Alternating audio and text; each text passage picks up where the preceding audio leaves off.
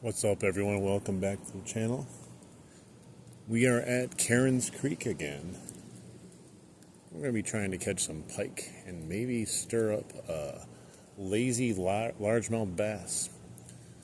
Anyone watching this after the live, I do appreciate it. Please make sure you hit that like button and subscribe if you want to help support the channel. But we're going to get things going here in a bit. It's going to be a spooky day here because we're going to be using Super Spook Junior. Will we catch something on this spooky bait? I don't know, but the water is beautiful today for this, so I thought, why not? Came out yesterday, a little just private fishing venture by myself. Ended up getting a lot of action from the northern pike. Really good day. Caught 3, lost 4.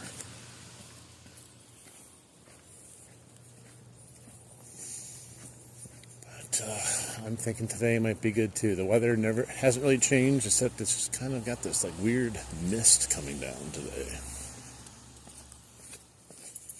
It's like a constant mist.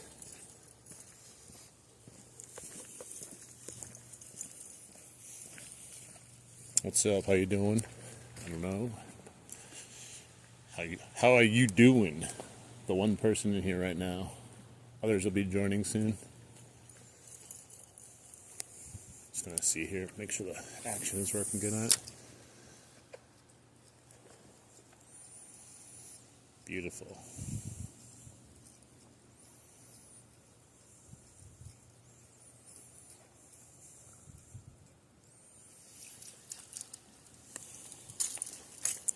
I caught a branch already. That's how we do it here. I think we'll be able to catch something on this. I just gotta have patience with it. They were hitting the whopper plopper just fine yesterday.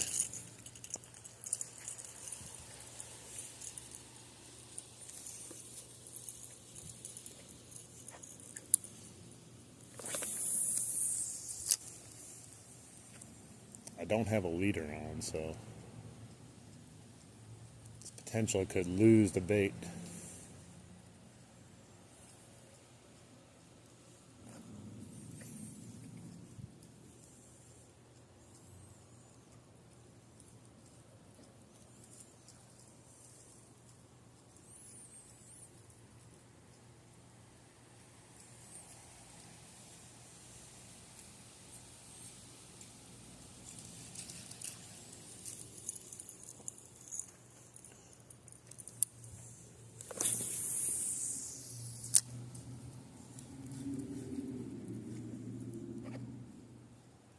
I think I landed in some muck over there.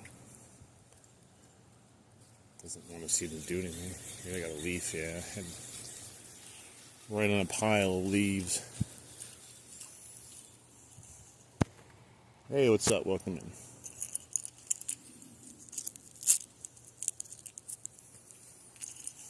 Let's try it again.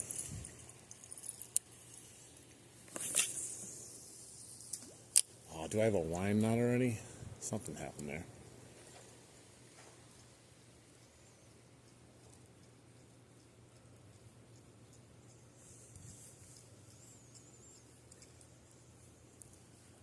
I don't know what that was. I think the knot came out though. I think. Hello, how you doing?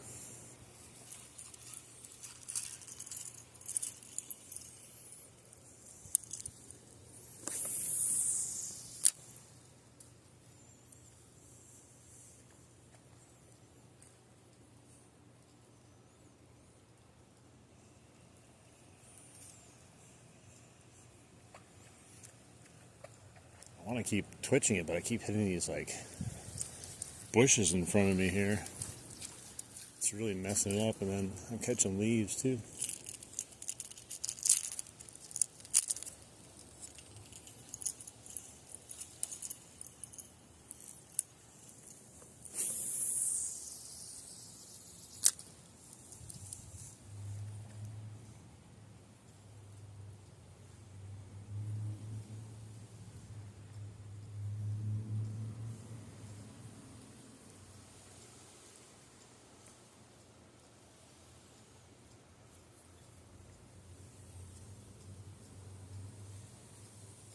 See if we can scrounge something up here to hit this.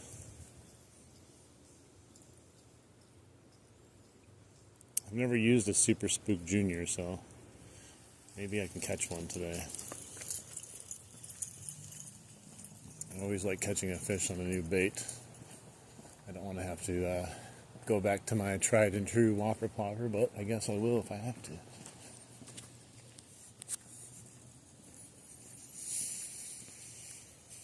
Let's see.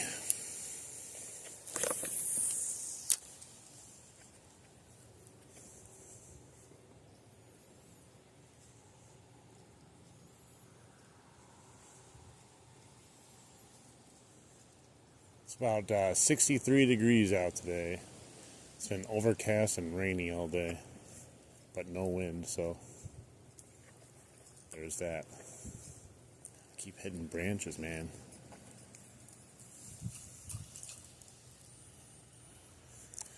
Trying to catch northern pike, possibly a largemouth. There's a nice jump over here. I don't know what kind of fish it was, but it might be a carp actually. Dude, it just jumped again. Maybe it's a salmon too, but I won't hit this if it's a salmon.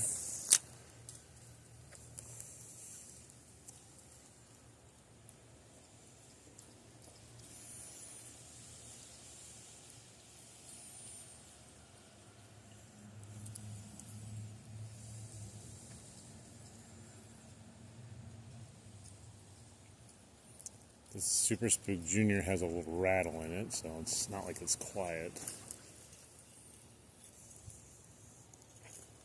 Just kind of hard to cast here with all these trees around me.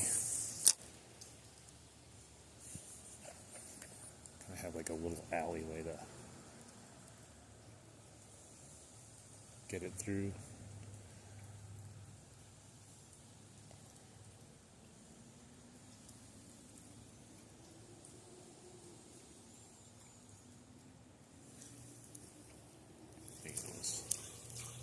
I knew it. I had a leaf on there. It's all it takes is this little tiny leaf. Makes your life miserable.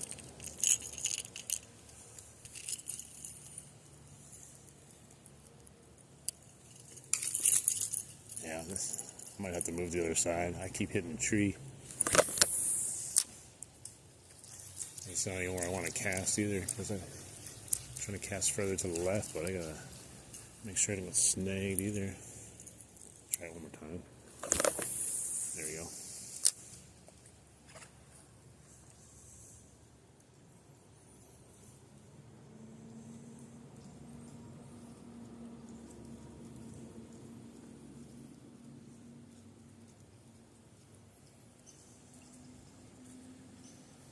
It's got good motion, but so far nothing. I think I'm going to move though. It's just kind of difficult with all these bushes around to twitch the rod over here. It's more ideal for throwing a whopper plopper. You know, all I gotta do is reel it.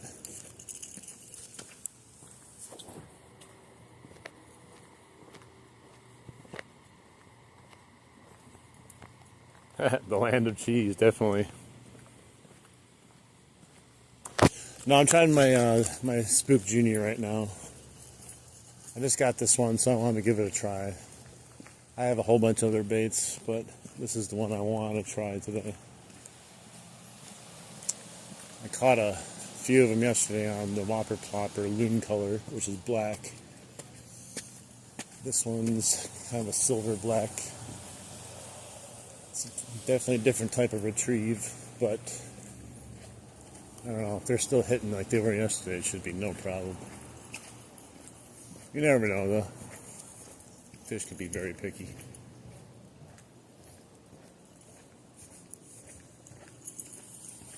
How you doing? How you doing?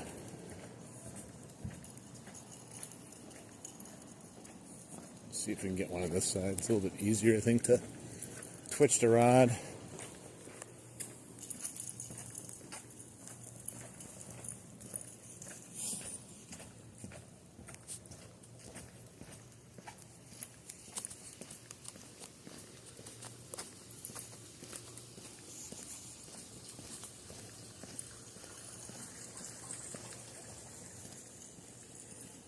Let's go. Everything's sopping wet from the rain. fish may act weird. I don't know. Sometimes they bite when it's raining, sometimes they don't. I don't think anyone actually knows.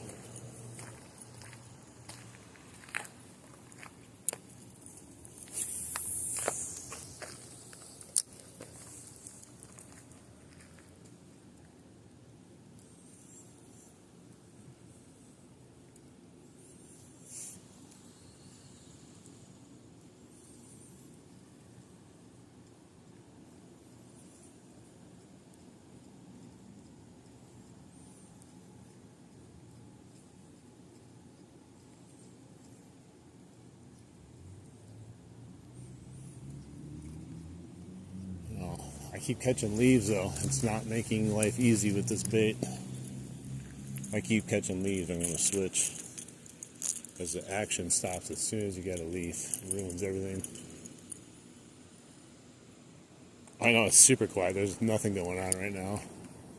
I feel like I'm doing something wrong. It's so quiet.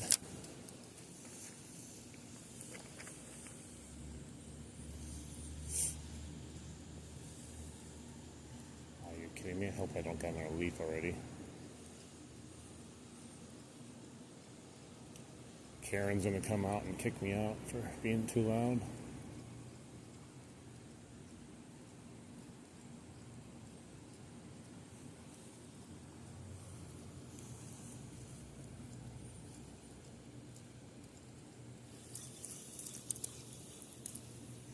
Another leaf. I'll tell you guys, we're about another 1 or 2 leaves away from me switching this out.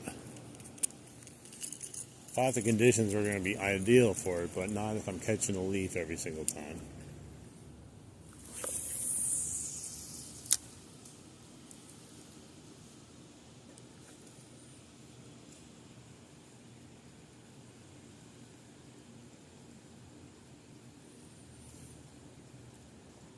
Like, this is a lot more finesse type bait, so you know, with a whopper plopper or whatever, you can just power it through it and then get it back to you right away and continue on.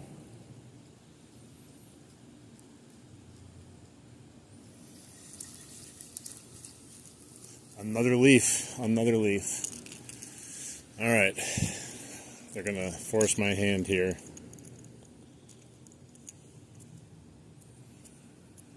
Another leaf. All right, see you later. Thanks for stopping in. Thank you, Adam. Excellent. This keeps catching leaves. So one more cast. I swear to God, if I catch one more leaf, I'm switching. I don't even care. I wanted to use this one. It's just becoming a big pain, though.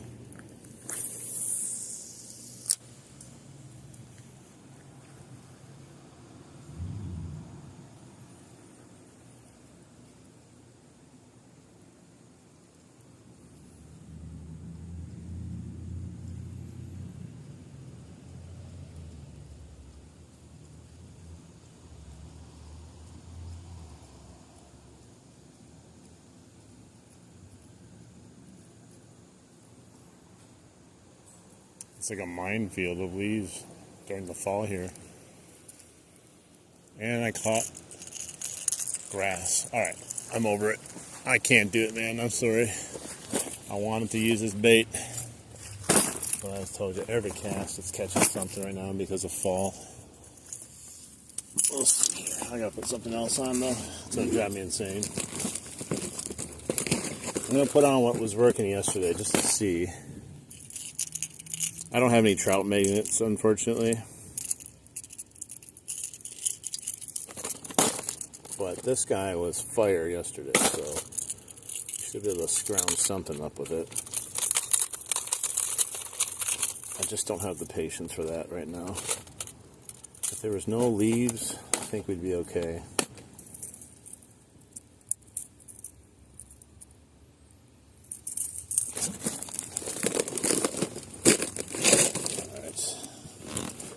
This will allow me a little bit easier interaction too with the chat, because when I have to divert all my attention to twitching the rod and watching out for leaves, It makes it a little bit more difficult.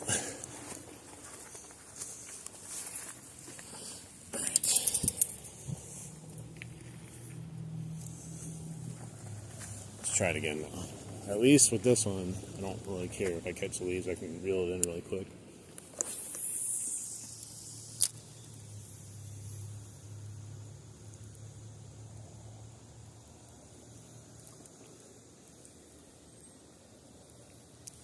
Like that already.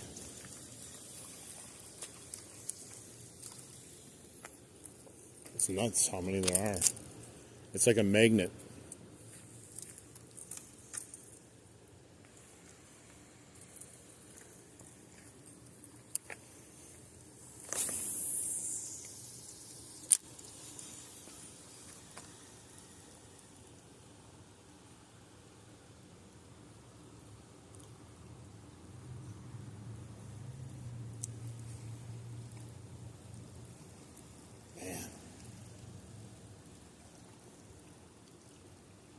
Keeps hopping over leaf after leaf after leaf. Didn't have one, but it's making it very frustrating right now. I have confidence though, and patience. A little bit of patience, not much, but enough.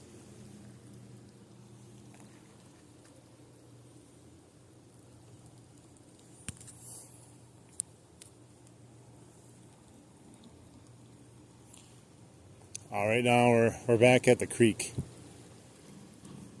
I came back today. I did my own fishing venture here yesterday just to test out the topwater baits, and they were hitting it pretty good.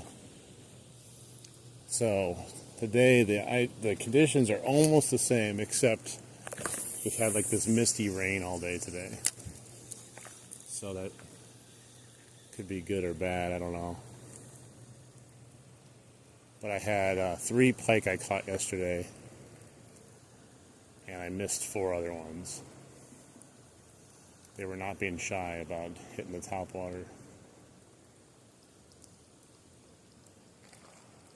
I do have actually a couple pairs of waders coming, so I'll be able to do some creek crawling or river walking coming up here. Once I get those in, go to some different parts again. It's too cold otherwise to walk through it. By the time I'm done, like with a 2-3 hour stream sitting in the river, man, I am shivering sometimes with it being so cold. I should have started down below the dam and worked my way over here. I caught my first fish though up here. I broke the curse. Yesterday I caught 1 fish up here, and I have never caught a fish on top of the dam, so I guess that's a good thing.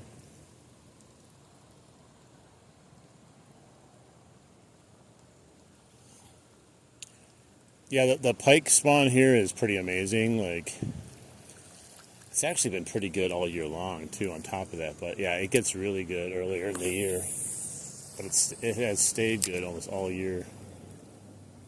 Almost at a point where you like were questioning where the bass went to, because everything was pike.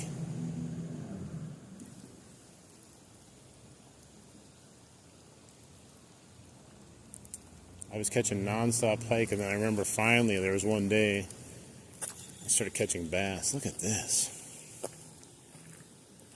I might go down below the dam right now.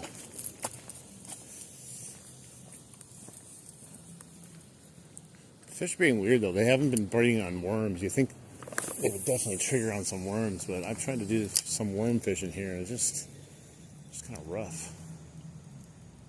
Never really had a problem with fish eating worms. I just don't want anything to do with them right now.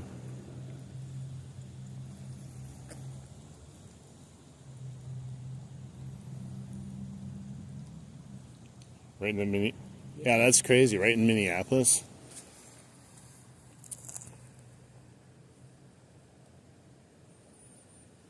I guess those are the least likely spots that people would think of. Like, I wouldn't think there would be a nice creek right in the middle of that big city.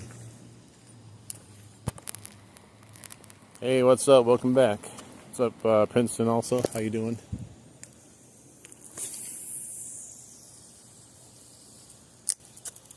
It's a great cast, but we'll see. Every time I think I have a great cast, it's not where the fish are. The fish I caught up here was in the middle. Ooh, there's a big old splash right there. I don't know what that was.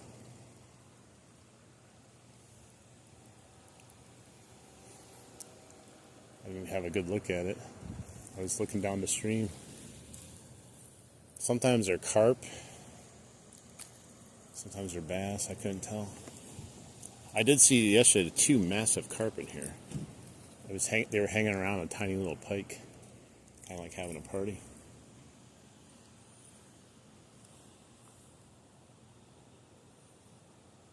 Maybe people want to stay away because of the homeless people. I don't know.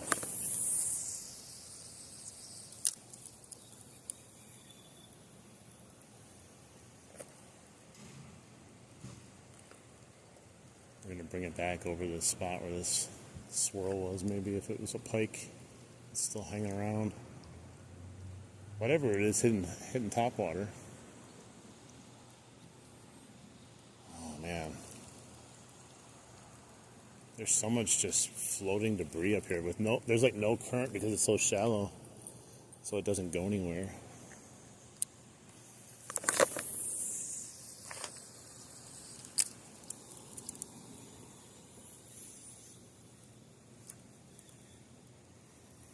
Oh, it's all messed up.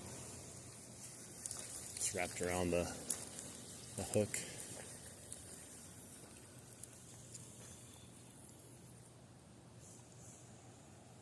The treble's caught.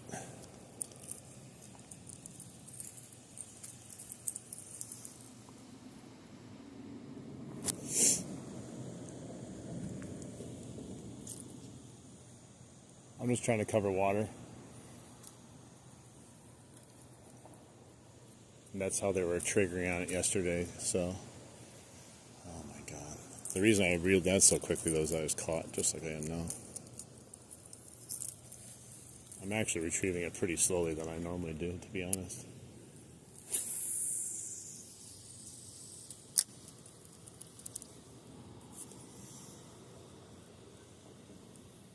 It did it again. Treble hook.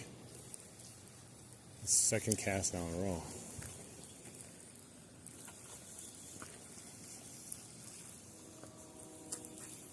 Didn't have a single problem with that yesterday, and then today I already have wrapping around multiple times.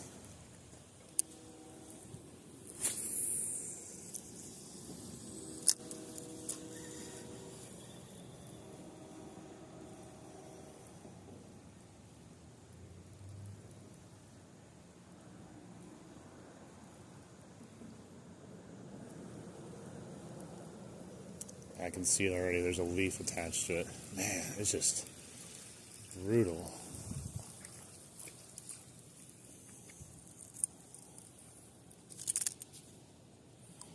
How you doing, Steve?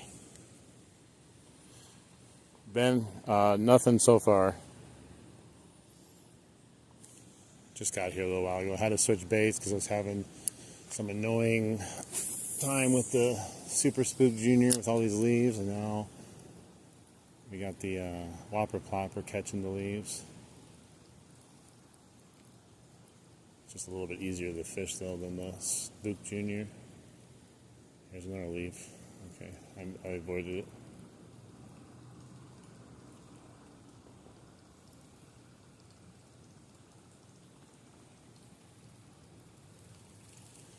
I think that was one of the first casts I had that I didn't come back with something. I hooked onto it. Finally.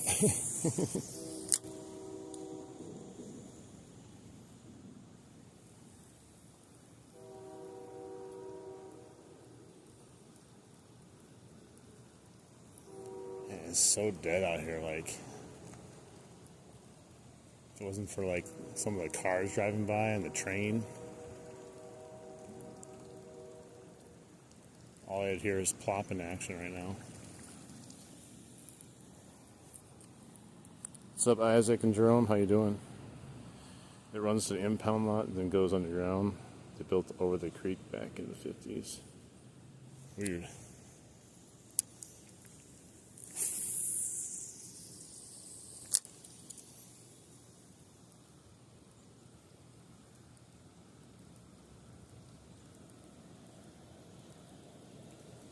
The water's still like definitely warm enough for top water. Hasn't really gotten too cold. But it's definitely cold enough if you're in the water for a while. It's been I would go underneath the bridge, but there's no point right now. It's so shallow. There's not much hanging out there anymore right at the moment. At least it's not biting.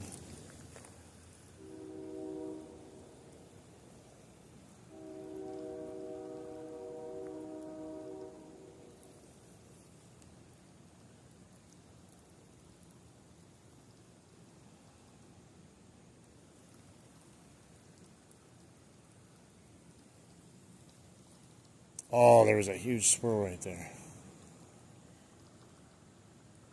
A bunch of minnows and stuff jumped too. I don't know. I think I spooked it or something with it. It's odd.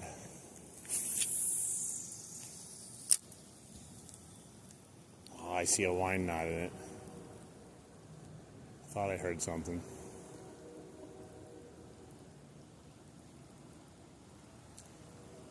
Been having bad luck all of a sudden with knots.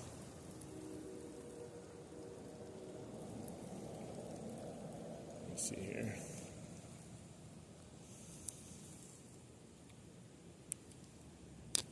There, I got it out. I just forced it out.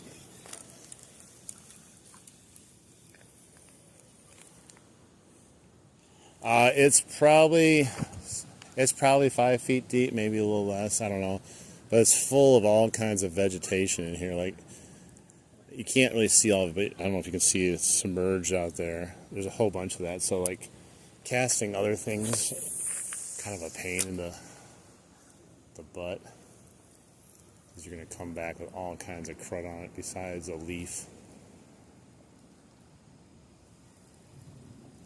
It's really deep up here for some reason, and then you get below the dam and you get really shallow. I guess both have its benefits and disadvantages. I'm just irritated because I was coming right by that fish. I was hanging out by those minnows there. And as soon as I got close to it, it just took off. Unless it wasn't an actual pike or something.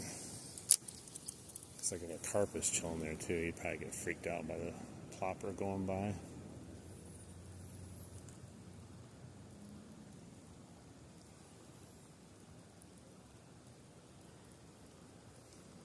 Yeah, yesterday I was thinking of doing a live stream, but I was like, I'm just gonna go out and do some fishing, and I'm just gonna see if the fish are hitting the top water, give it a try. And of course, I'm not doing a live, and they're just destroying the bait. And as soon as you turn the camera on, the fish are like, "No, we're done." They're always very sensitive to knowing when the camera's on or not. I think I caught that one right here yesterday. I was like, just casting straight out.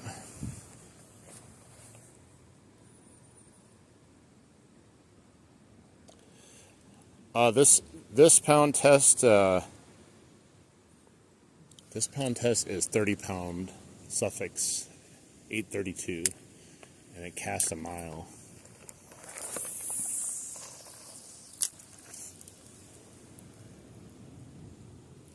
Yeah, so yesterday I had one just strike right as I'm coming through the middle here. And I caught that one. And then the next cast, I did the same thing, and I had another one strike. But he totally missed, and he didn't follow up either.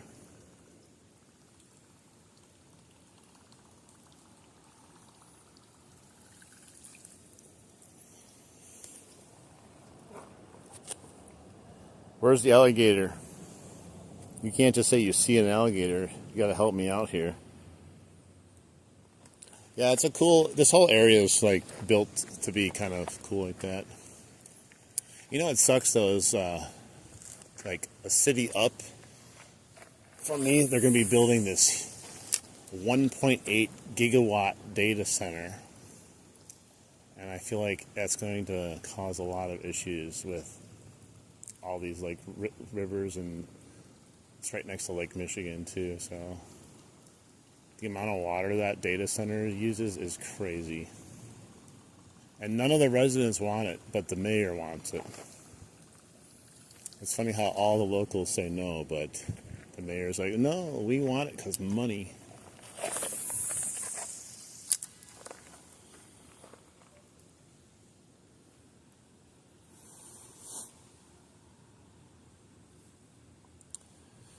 Nothing yet, man.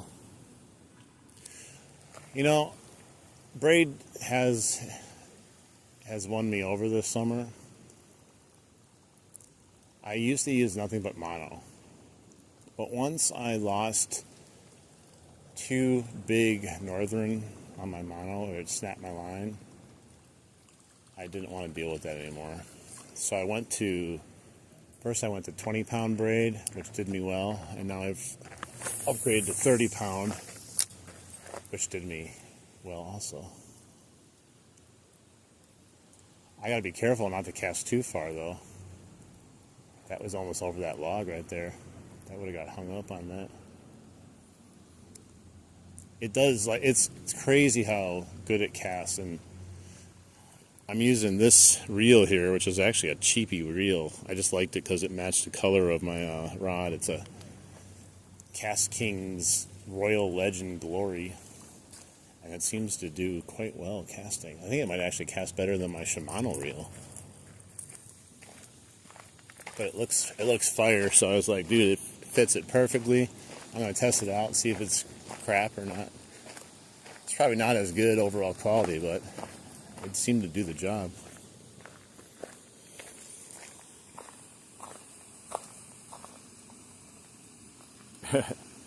Definitely a whopper plopper.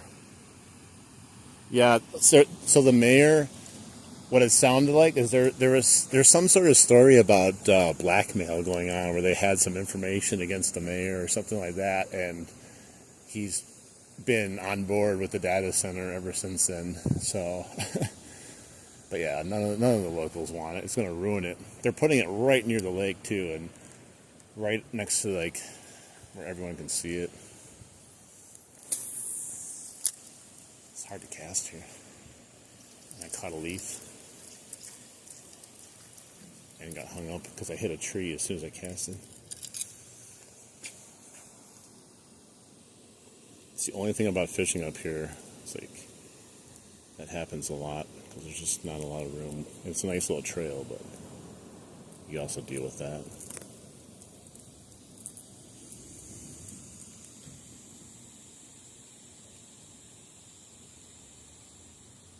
Found a really old jitterbug lure.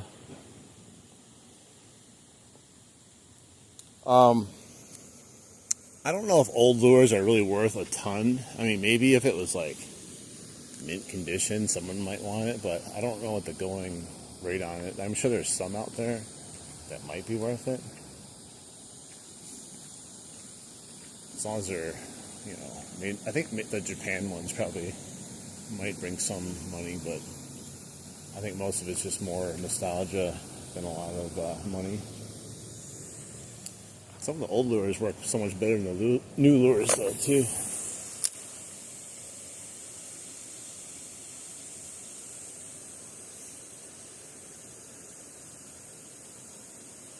Yeah, this reel is definitely a huge upgrade, though, from that other ugly stick reel I was using, the GX30. It's amazing how, like, as you get different reels and rods and you replace the ones, you know, that you were using for a long time, you realize how bad potentially of a rod or reel combo you had but never really knew. Because like when I had all I was using was the GX30 and the old ugly stick GX2. There's a swirl right there. Like, I thought it was the best thing ever. But when I went back to it, I'm like, what was I thinking? I hate this thing.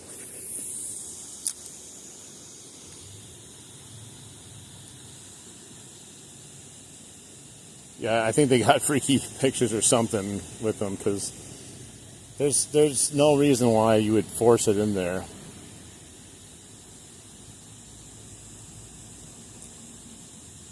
Yeah, bass fishing is fun. It's a little slow though, because the what do you call it? The weather for bass, they're just kind of sluggish right now. I have a lot of problems with my braid wrapping around these treble hooks. It's not even my braid, it's my swivel that I have on here. Yeah, Brad, the other one I have, I don't know if you were in my other stream. My other one I have is a Abu Garcia. It's the Shimano Nasky and then the Abu Garcia Vengeance rod, which is a really nice combo. I used to have the Shimano on this reel until I decided to match the colors just for my own aesthetics.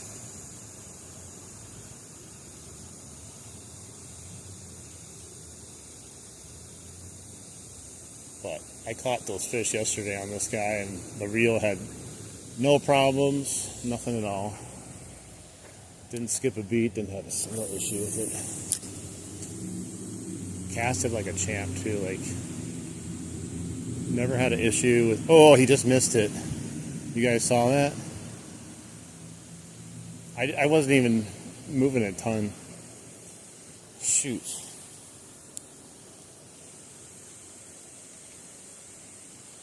Dang, man. He like came up and swiped at it, but I felt it just barely tugged the line.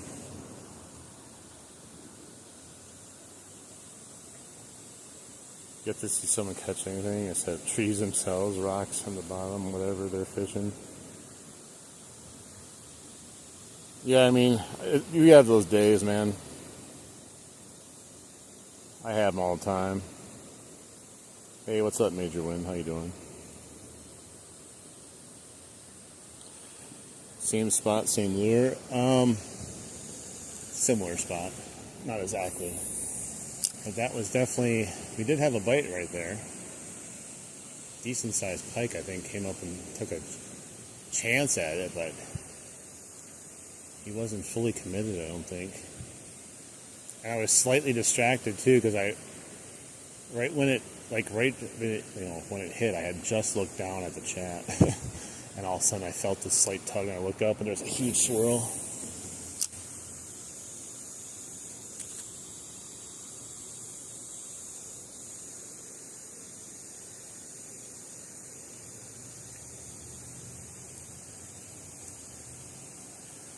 There we go.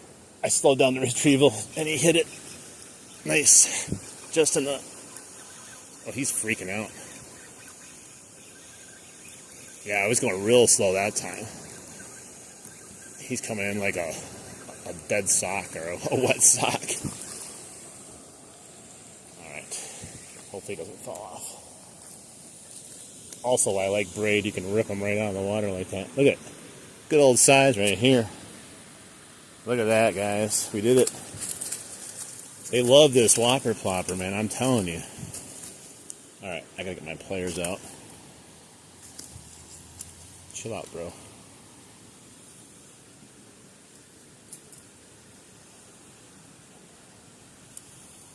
I knew they were going to strike on the whopper plopper. I just didn't know when. I'm glad I switched from the whoops, hang on. I was trying to end the live. I switched from the Spook Junior. Oh, he almost got that treble hook in my leg. Stop it, bro. Chill out, man. Absolutely hate treble hooks, but it's part of the problem. Part of it comes with the territory. That would have sucked. Dude, you're not a snake. Chill out, bro. He's all dirty. He's all dirty for the camera.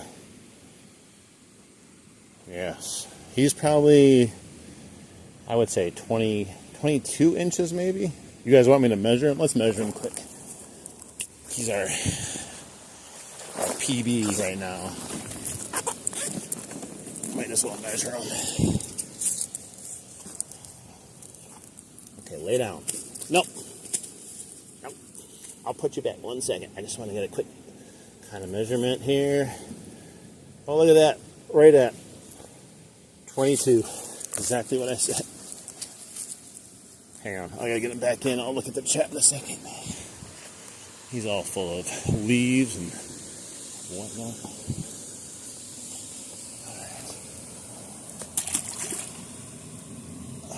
He swam away. He's a feisty one, man. What's weird is he didn't fight really at all on the way in. He just kind of came in like a corkscrew. But once he got on land, he's like, no, I'm going to give you all I got right now. He almost hooked my leg. All right, hang on. Catch up with the chat here in a second.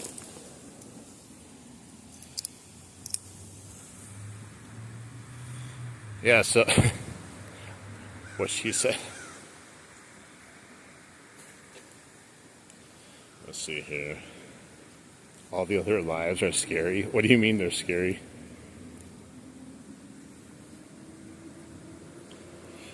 Yeah, that was nice.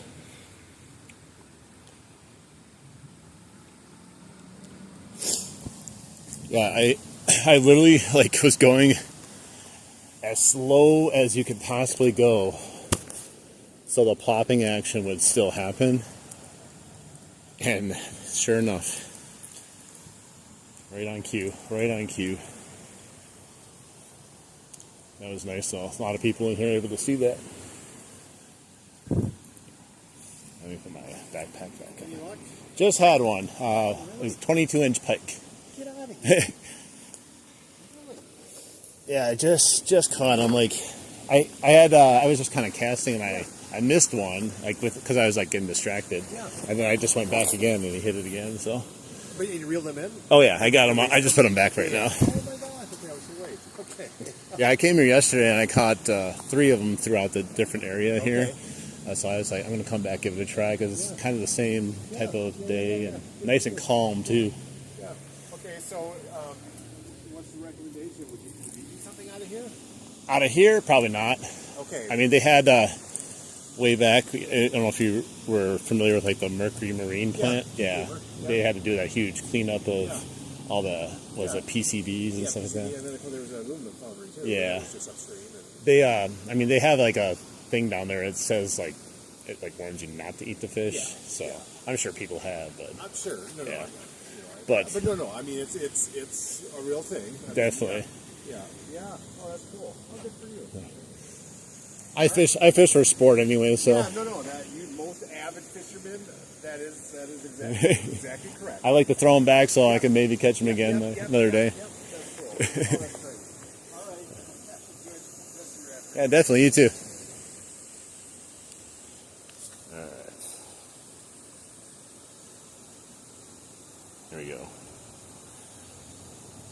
Ever seen? Oh, the toilet seat guy, man. That guy's crazy. I have seen that toilet seat guy.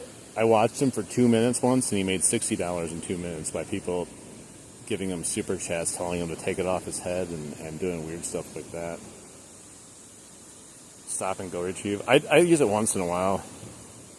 Yeah, then he kept talking. I was like, what the hell? All right, let's get back to it. Yeah, I didn't know if that guy was going to leave at all at first. I was like, dude, I got fishing to do. I'm not really sure. I don't know if it's because the camera, but ever since I'm doing live streams, I get so many more people that just come up and talk to me randomly. I don't necessarily care. It's just I find it weird. You know what happens a lot too is all the kids around here, they'll come up to me and they'll be like, you catch anything? And I'll tell them this and that, and they're always like, you got a YouTube channel? And I tell them, yeah, and the kids are really excited to talk about fishing, and they're cooler. Some of the adults can be a little weird sometimes though. Hey, what's up, J-Mac? We just caught a 22-inch pike right before you got in here. Hang on. We should drive over and join the live stream. Hey, you already did. Yeah, I don't know how ice cream guy on YouTube. Yeah, I don't know some of these people on these live streams doing the craziest stuff and the most toxic live streams. They make so much money, and it only encourages them to do even more toxic stuff. But the toilet seat guy is ridiculous. I'm gonna take it off. I'm taking off this toilet seat. This is not who I am. You know, it reminded me back, like, I watched a little, like, way back, like, some of that, like, TikTok stuff, and people were like, you know, thanks for the roses. They smell so good. And they'd sit there and, like, pretend like they were doing some weird stuff, and people would just give them endless amounts of money. Oh, I got another wine knot, guys. This radio is pissing me off today. Let's see if I can get it out. Where's it at? It's in the same exact location. Here it comes. Let's see if I can get it out. I might have to cut my line. Beast it out again. Oh, look at that. You just pull it as hard as you can and it comes right out.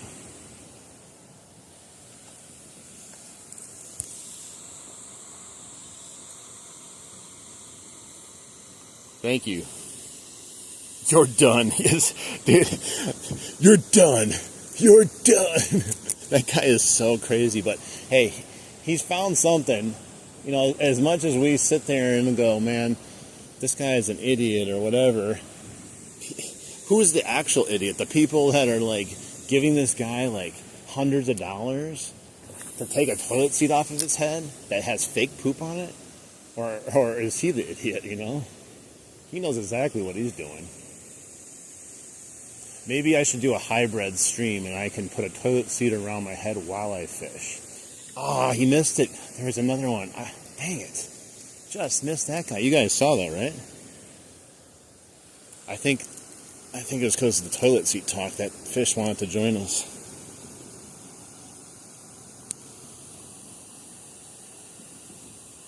Is this so? No, it's not.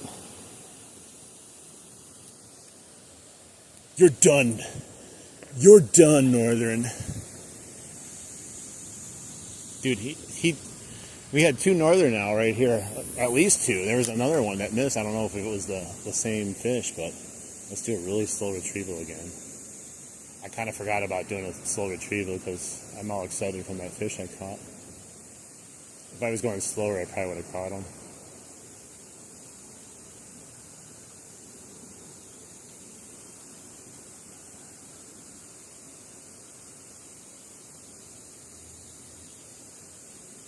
Dude, I was literally like, I tuned into that toilet seat guy. 2 minutes in, I'm like, dude, this guy's just made more in 2 minutes than I make in 3 hours at my job. And I'm like, what am I doing wrong in my life at this job?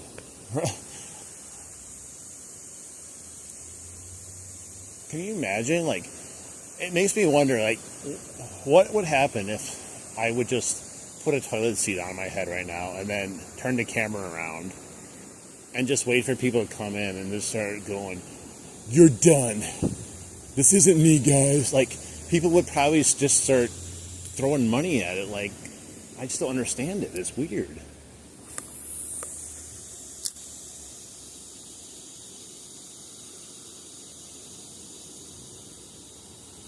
Use fluorocarbon. Yeah, I have a reel set up with fluorocarbon. I haven't used it yet, though.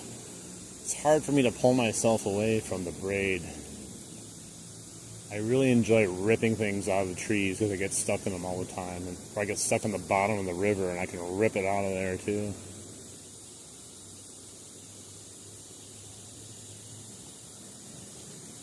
Yeah, how about I sit on a toilet seat while I fish? Maybe get it with some, some motorized toilet seat. I can just drive around on it. Maybe it could be a floating toilet seat and we can just like float down the river on a toilet seat where it looks like I'm taking a dump and casting at the same time. He sprays his face with water. I don't know, someone came in my stream that one day. They're probably not serious, but they said how much would it cost, or like how much of a super chat can I send you to make you drink some of the water out of here? It's kind of a weird thing, but I don't know, maybe if they dropped a bunch of money, I'd go take a little sip of this. If someone wants to pay me a bunch of money to sip out of here.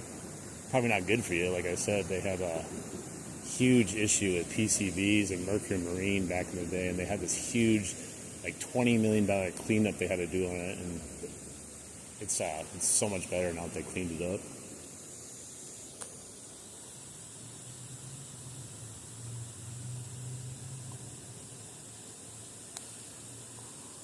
Yeah, like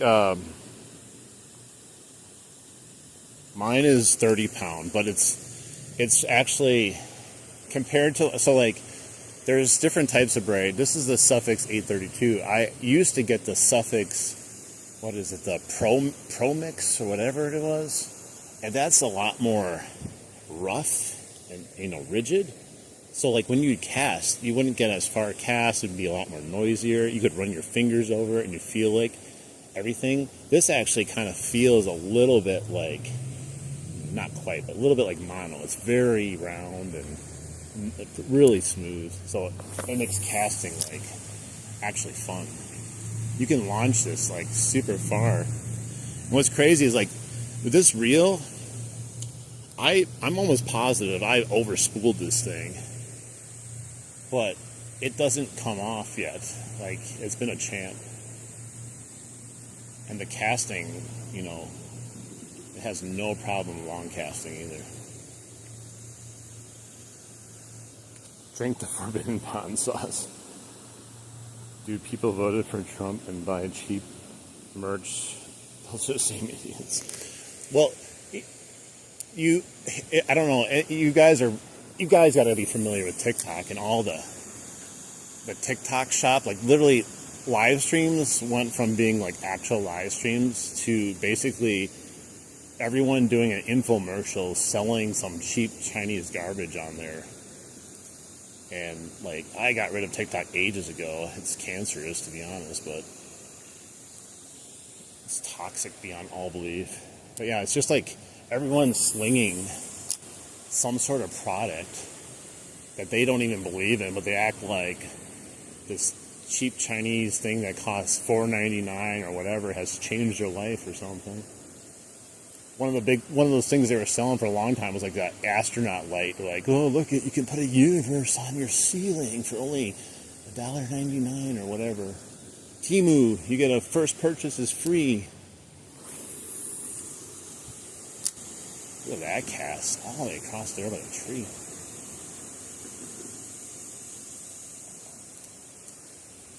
That's my second fish I caught up here. I guess the curse is over. Yeah, I'm going real slow, like something. We might have to just move and come back and try it again. Give them a break. We'll probably get a little keen to me at this location here. We've been casting at this spot for a while. We got a little greedy, All right, let's keep moving.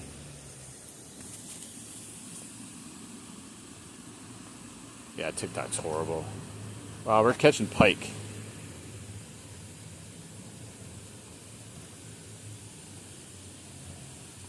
I don't have, so like since I switched to carbon fiber rods and braid, I can feel the tiniest little bite.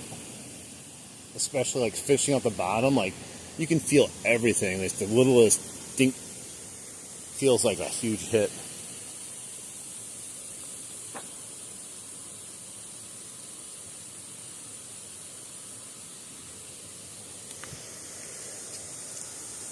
Yeah, so like, I don't know, people constantly tell me that I have to put a fluorocarbon or monoliter on when I'm using my setups. To be honest, I've never done that. The closest thing to that is putting on a steel leader, which I don't even have on now. I just have a swivel. But the only reason I put that on is because I just don't want to lose my bait when I'm catching like pike and stuff. But I don't know. I think it just depends on where you're fishing. If you actually need a more stealthy presentation. I've never had a problem though with fish being scared of my line.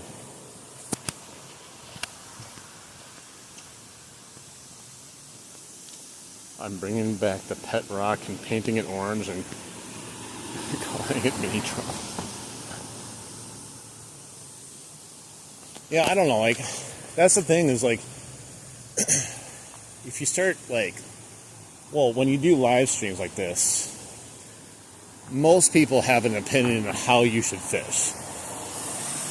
There's a good amount of people that will watch you fish and just take in what you fish, but I've come across so many people, you know, that are like, that's not going to work, change that, do this, do that, like, then they sometimes you change it for them, and then immediately they're like, no, that's not that, change it again. I'm like, geez, man, just chill out.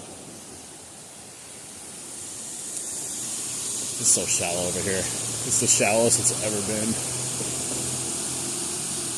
Normally I could catch something down here.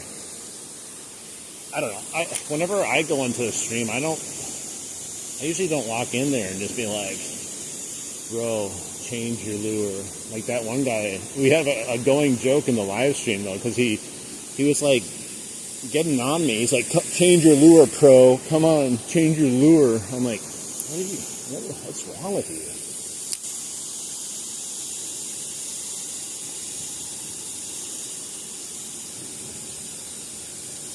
Yeah, it's gonna be way too shallow here. Almost always I would catch a little pike doing this. But man, I would love to go fishing underneath there again, but they weren't biting on anything. The only thing oh no. Oh my God. That's crazy what just happened right there. I got hung up in that little bush, and then I flung it up, and I got a Houdini. How does this even happen? Like, it's insane how quickly it can go from nothing to DEFCON 5 or something like that with this braid. So one thing that sucks about the braid, I think, a little twitch of the line too quickly gets snagged, and somehow it can wrap around every one of your treble hooks 1,000 times within a second, a split second. Like, that was ridiculous. Ow, I hooked my finger. Wow. You know, people say you need patience for fishing, and I think people think you need it for catching fish. It's actually for this purpose right here. Wow, look at that. I might just cut my line at this point. I don't know if I have the patience to deal with this right now. Dude, it even went in the little, whatever, what do you call this? The little ring. There, I got that out. Wow. Good Lord. Let's see, can we save it?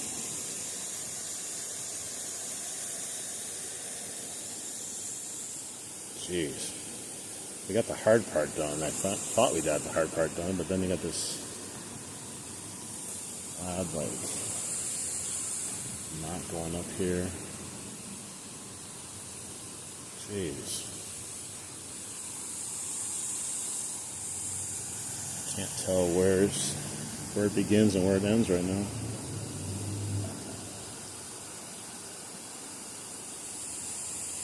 There we go. I just pulled it really hard. That's all you gotta do. It's like a piece of electronic equipment. You just gotta hit it hard enough and it'll work.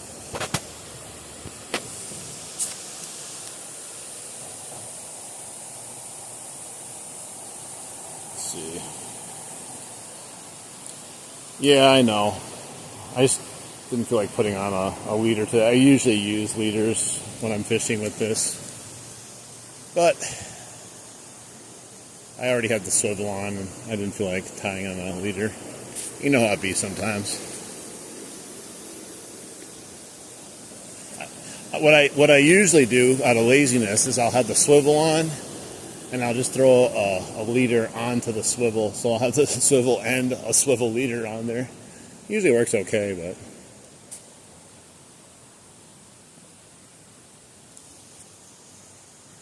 oh, look at that bird. It's a blue herring right there. Oh, he got scared. I thought I could sneak up on him.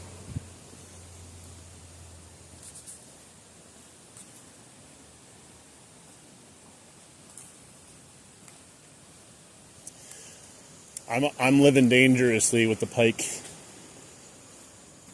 Most of the time, I have no issues with the whopper plopper catching pike without a steel leader.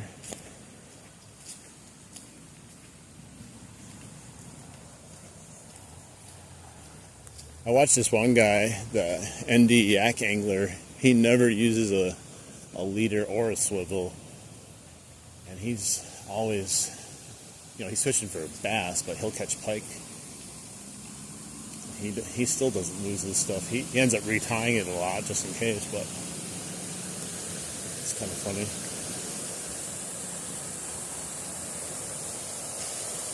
All right. Yeah, like all the ones I caught yesterday, I was using the same setup here.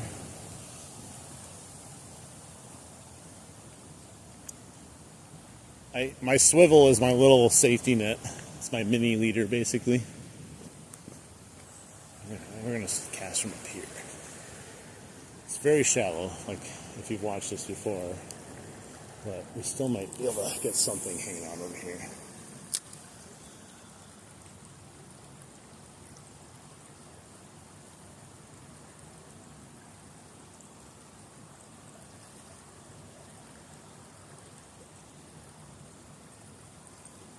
I haven't had any luck in this spot in actually quite a while, since it got so shallow. But usually it was guaranteed one fish. There's like nothing. There used to be fish over there, but I can see everything over there right now. It's that shallow. There's not a single thing there.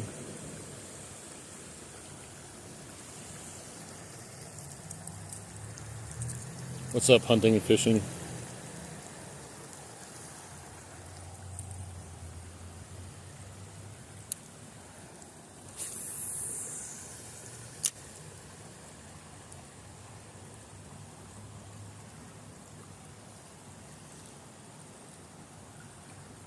I did catch that one pike here. Was it? I forgot. I don't know. Like the last live stream I did from the creek, I did catch that one. It was the first cast I had with this lure, I believe, or the other lure. I think it was a Chapo, maybe. I think that was the only thing I caught that day, though, besides like bluegill, because we switched it up to just try to catch something after that.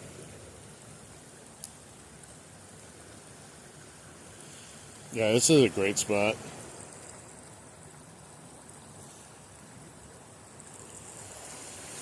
No, right now, I have fished with chub before, but we are just using loon whopper plopper at the moment. The pike have been keying in on this one really good, so I don't know if it's the color, I don't know if it matters, but when you start getting hit on one color, you just kind of stick with it, until it kind of stops. The kids that were here yesterday, they asked me what I was using, and I told them. Another kid, he put on a little bit larger size loon whopper plopper, and within the first couple casts, he had a fish strike his stuff. He wasn't ready for it though, and he lost it. I think it is too shallow over here. But it's always good to try. It's definitely shallow too close here. It gets about 2 feet deep right now. It's usually deeper than that. Take a few more casts here. I don't want to pass up a potential opportunity. It's super clear right now, though. Like, it had been mucky pretty bad for a while. I got another wine knot in there again. Same area. I don't know what's going on. It's that same area again. I think I have a little bit too much line on this reel, like I was saying. I might have to cut some off here. If this doesn't come out, I'm going to force it again. And this one looks bad. This one is bad. It's really bad. Potentially It's a game changer, guys. If I break it, I'm cutting some of this line off. Let me pull it again. No. That's it. Alright, it's bound to happen anyways. I'm going to cut some of this line off.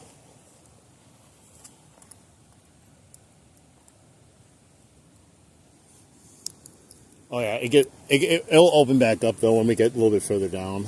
But let me fix this here. Maybe I'll put a leader on now because I was dealing with all the issues since I have to retie it. So it's still going to take off a little bit more line because I have way too much on there.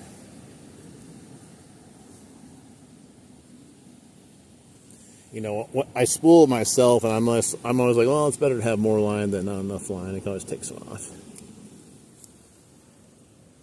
All right, I gotta get this.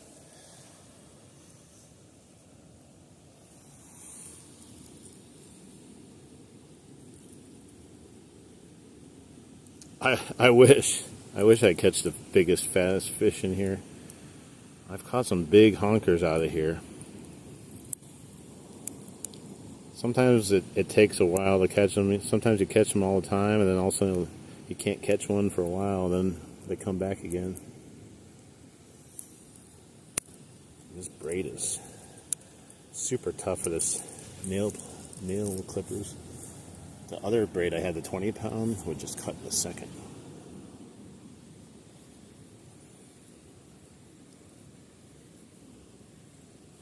Fishing pole, it's a Ugly Stick carbon fiber. Let me go throw this out really quick. It's the carbon, whatever. Ugly Stick carbon.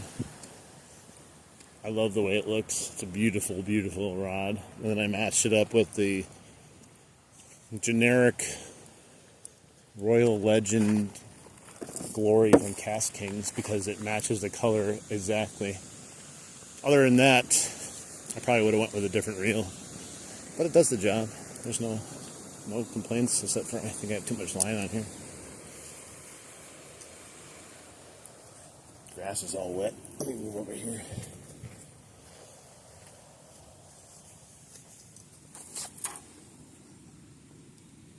Hopefully I took enough line off there. Definitely was working with too much to begin with.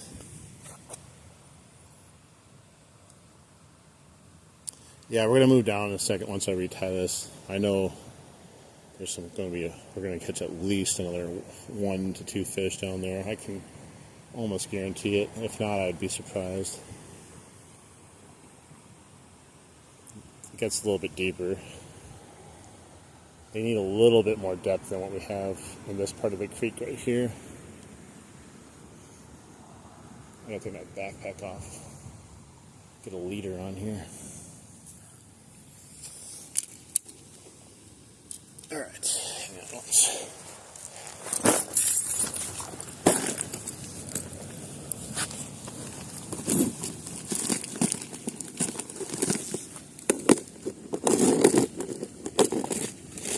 Give me 1 second, guys. Put on the 5-inch invisible leader by Eagle Claw. That should do the trick.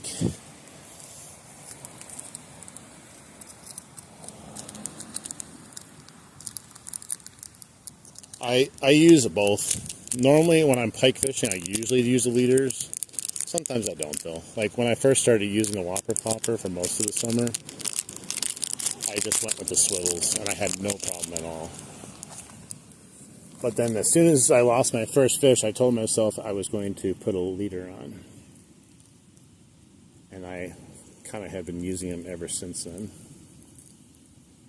But this is a super duper thin, tiny leader. But it does the job, what I needed to do. It's a 5-inch Invisi leader.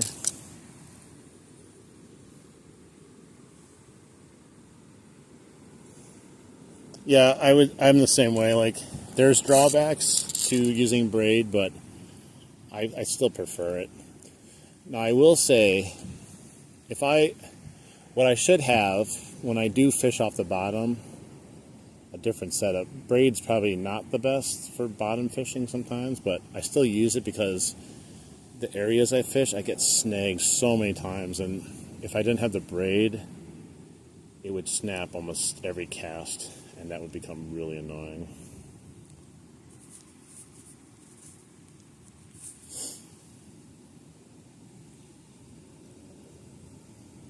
Get on there. Alright, that's done. Now let's cut the line and we're good to go.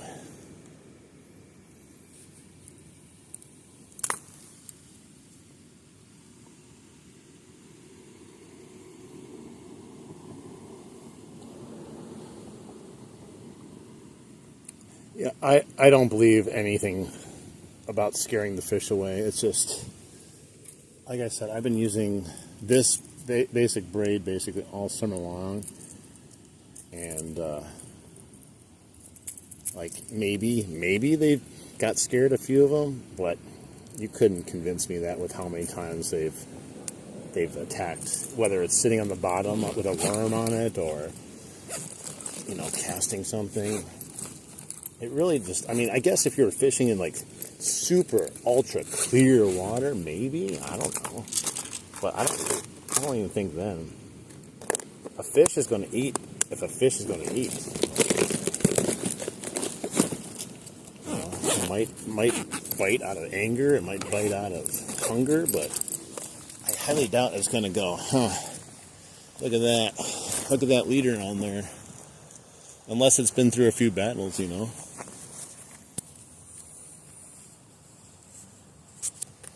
I'm sure. I think it comes down to also like losing baits and stuff continuously. Like, it gets expensive too. Alright, I still got a good amount of line on there. It's probably still too much line, but hopefully we don't get any more wine knots. I don't know why that kept happening.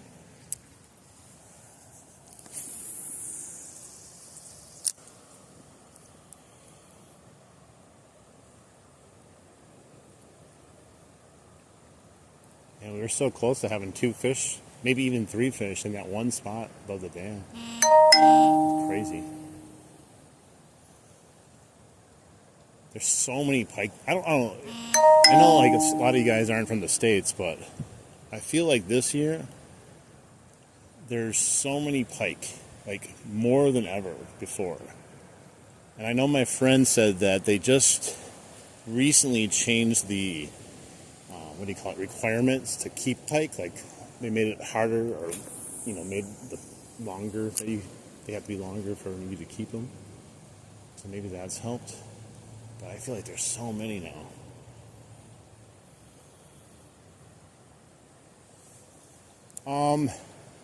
The problem is to target muskies here in Wisconsin, a lot of places you need a boat, at least around here.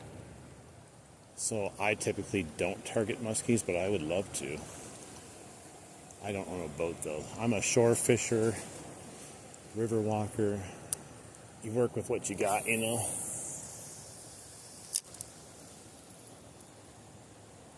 But I would definitely do it if I could. There's probably some spots that I could probably figure out that I could just target them from the shoreline. I know, like, I've watched people catch them on spillways and stuff like that. The only muskies near me that I know of, they have a couple in the Milwaukee River where I fish, but I've never caught one, only pike.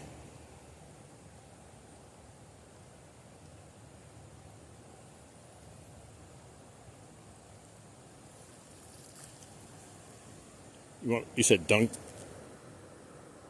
the reel in the water that's on, wet the line? Let's do that. I'll do it. I'll dunk it. Boom. Gotta go over here though. Yeah, this is fairly new. I've only put this on like 2 days ago.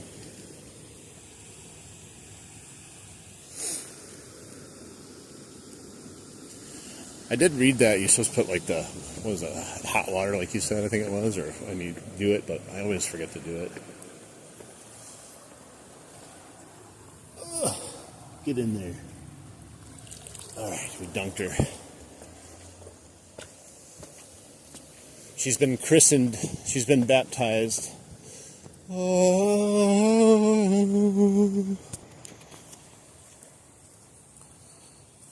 What's up? How you doing? Okay, we're gonna walk down now and go to the point. I still think there probably could be like a smaller one hanging out here, but you didn't get any takers on it though. Dude, pike are so much fun. It was a shame that pike I caught earlier, like I said, he kind of came in like a wet sock. Not a whole lot of fight to him. He fought once he got on the land. Kind of typical with pike sometimes. Either they give you a really good fight or they just like wait till they're caught and they're like, no, you're not getting this hook off easy.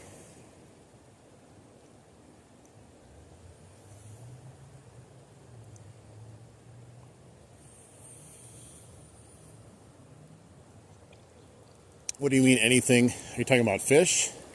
Yeah, there's lots of fish in the Cedar Creek Park area. That's why I keep coming back here. It's just really shallow over here right now.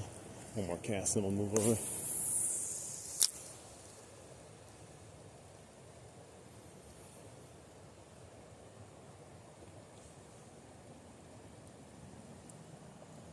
We had one pike and oh, did you see that?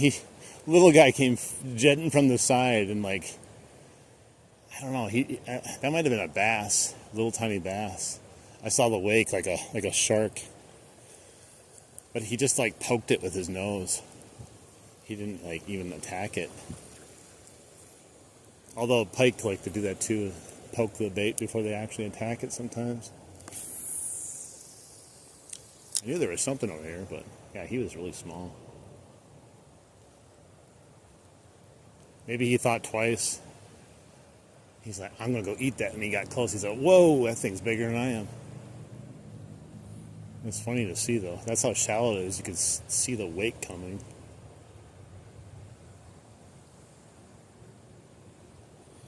The best spot? Well, I mean, this is one of them. And then there's multiple other like dams and bridges that have good fishing underneath them too. But yeah, this is the go-to as far as this area goes. There could be other areas though that I haven't discovered yet, but you might have to walk in the creek in different areas or the river in different areas to get to them. But this is where it's at. If you want to come here and fish, this is the spot. But if you want to catch other, like a lot more fish potentially, you go to the Milwaukee River. But it's hard to not come here when it's so close.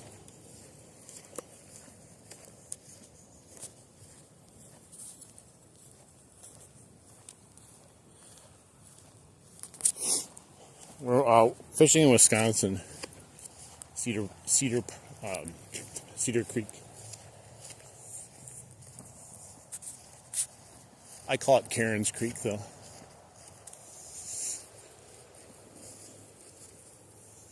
There's looks like a blue geeky or a rock bass right there. Yeah, it's so shallow. Let's just see. Maybe there's just some random small pike hanging out.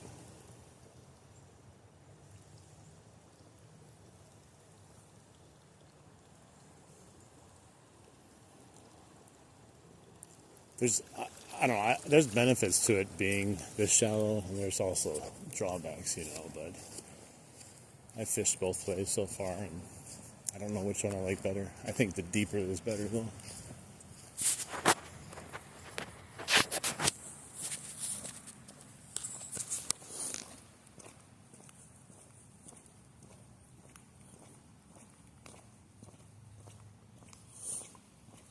Yeah, we caught a 22-inch pike today and missed a couple other strikes. We missed a little strike there. He bumped it. We missed a couple strikes above the dam too. So they're hitting. We just need them to commit a little bit more, like that one did that we got on. What's in the water here? There's something like making a wake over here. duck or something? I don't see it anymore. There's nothing there. That's something that was making... Oh, there was a fish there. It's so shallow, wasn't it? Oh, they're bluegills and stuff. That's what they're... Look, it's crazy how much a bluegill can make the water move when it's that shallow. I think it's like some monster fish.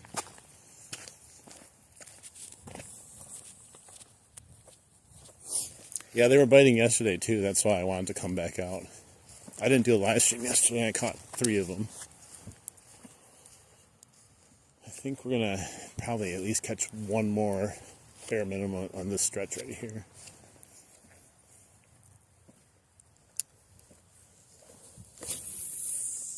Don't go in the tree.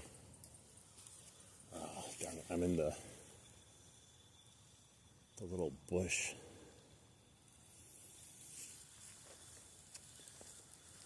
Little bush hanging off there. It would have been perfect. I still was able to plop it a little bit close, but no takers on it. I gotta come through and prune all these, I swear, man. These little, like, weird shrubberies hanging off that have no purpose.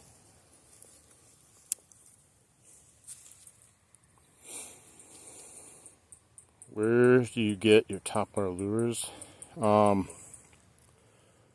I just kind of go to like Fleet Farm, Blaine's. I order them, that kind of stuff. The loon one though has been hot.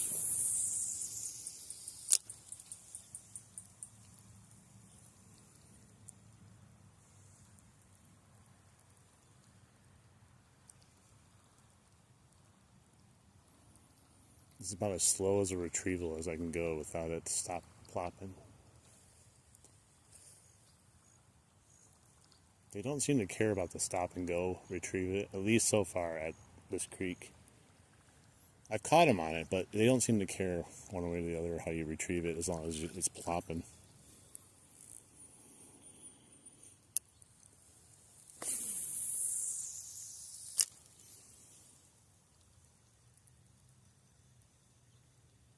God, it's so quiet. It's like crazy. No one wants to come out fish today either because it's like a weird misty overcast day, but it's beautiful out here. Like it's like mid-60s. There's not a single breeze in the air also.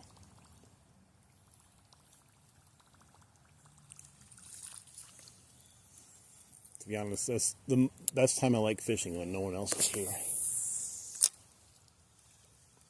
Need more air in my cast. Gotta slap that one down to the water.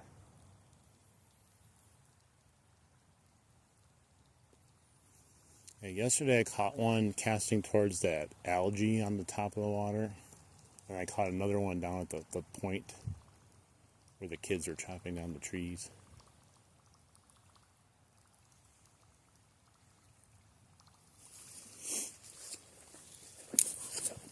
It's still shallow as we get closer though, so the further down, the deeper it gets, which I definitely think helps.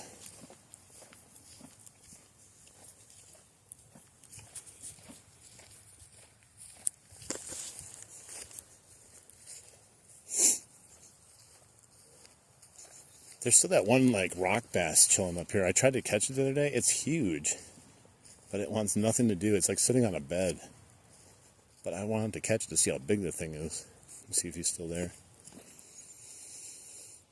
Oh, he's gone. He's been there every day except today. Maybe someone caught him and ate him. But he was at least 10 inches, maybe bigger. He was a big guy.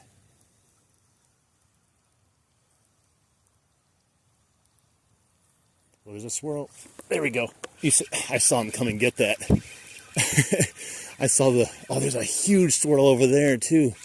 Dang it, he's scared of whatever that was. That was a big one. Oh, he came off. Dang it, guys. I was too worried about the other fish that swam away.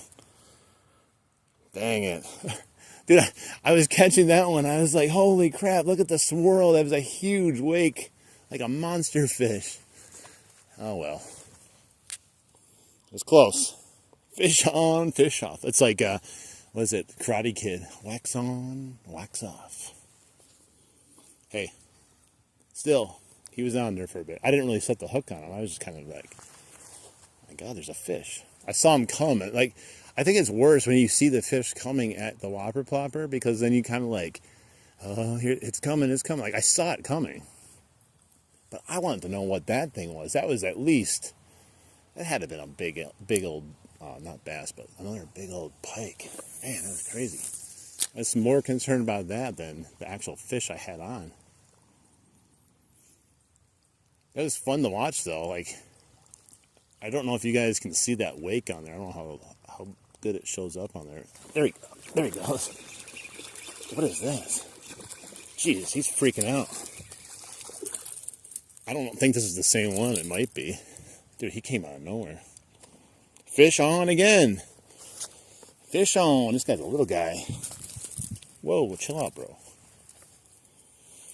Where's my thing? Fish on. Yeah, it might have been the same one, but I doubt it. He was on there for a bit. I think it's just another one. Oh, bro got hooked in his eye. I feel bad for him. He'll be okay, though. Fish are really resilient. Hey, slithery. Stop it. Stop it. Oh, jeez. He's so slimy. Little guy. Probably 12, maybe? Can we go fishing together? I mean, if you end up being by me, I'll go fishing with you. I don't really make a plan to go fishing with anyone, to be honest, though. But I fished with people that are here, just out and about with me. Like, just kind of hung out next to them, casting and talking.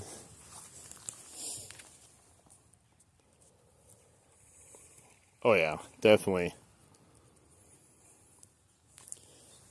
Yeah, second fish, and we've had our opportunities at other ones, too. So, like, they are doing great. They are pounding the whopper plopper, which I figured they would. I was just trying to use the Spook Junior at first. That was like the same area, basically, and another one latched on. I should have cast it down first on the bank, though, that huge thing that swam away. That could have been the one, you know? The one. Let's try it again. They're just all up in here hanging out. It'd be crazy if we just kind of kept catching them over and over again.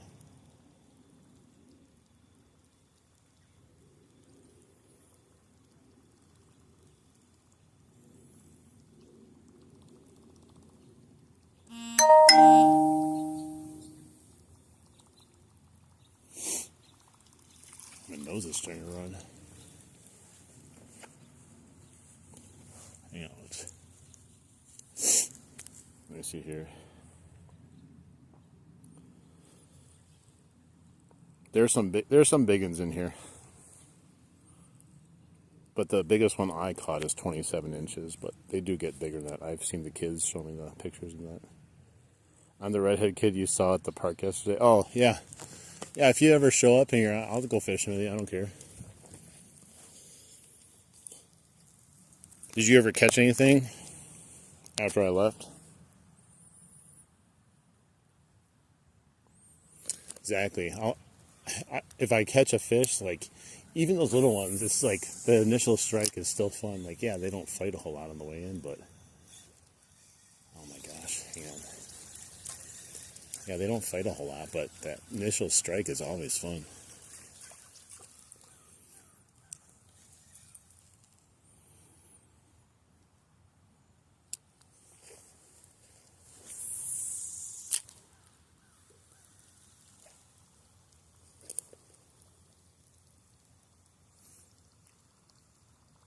And you can't ask for better conditions to be fishing right now. I'm still hoping that we can get a bass.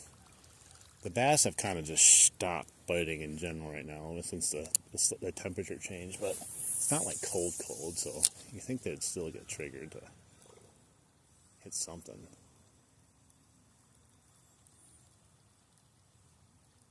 Probably have to put it like right by him though.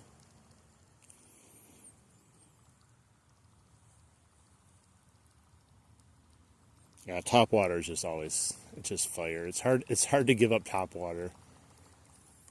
It's just too hard to give it up. Every time I'm trying to pull myself away from it, I just go right back to it, and eventually I'm not going to be able to use it.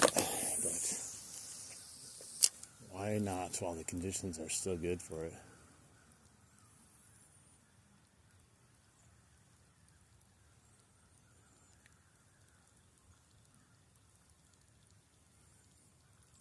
It's so quiet.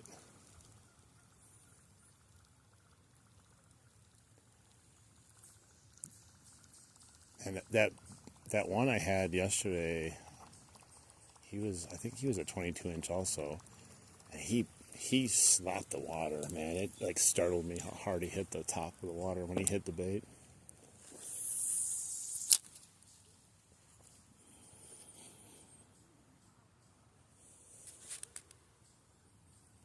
Wisconsin, I'm doing great. How about yourself?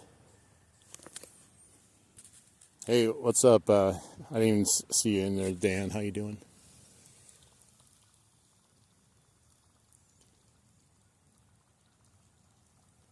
I'm actually getting warm right now.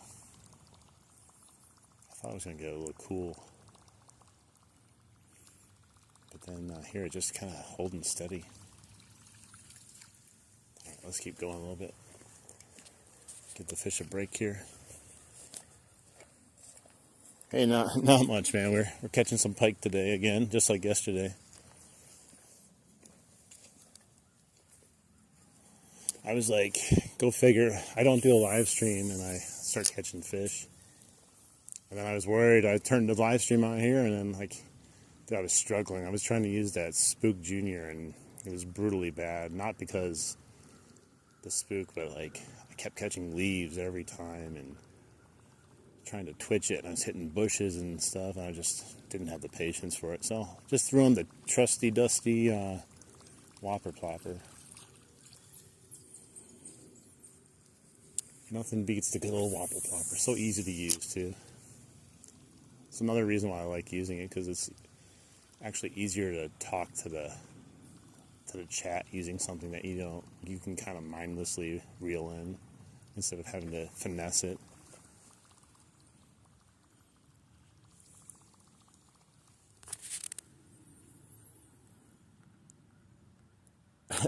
Yeah, I think you said something like that. Like, was that you that said, like, you didn't believe in whopper ploppers, and then that happened, and you became a believer?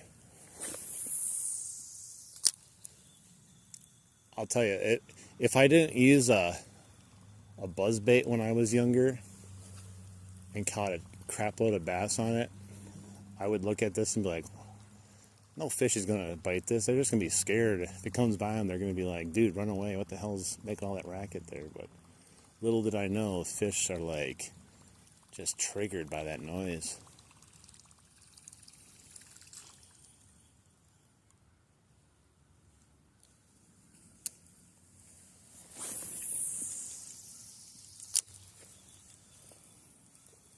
Yeah, that spot right there. That's where I caught one yesterday. Really tiny one also yesterday.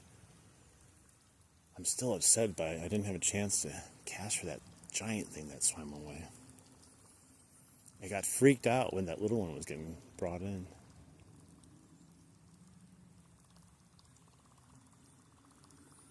And I lost the little one too. I think that one that fell off though was definitely a little bit bigger than the one we actually caught here.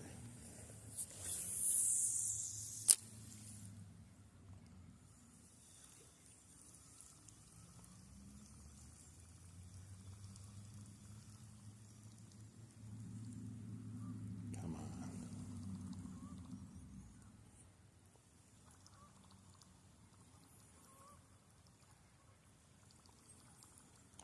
Man, 4 muskies. Like, some people go their whole life without catching a single muskie. 4 is crazy.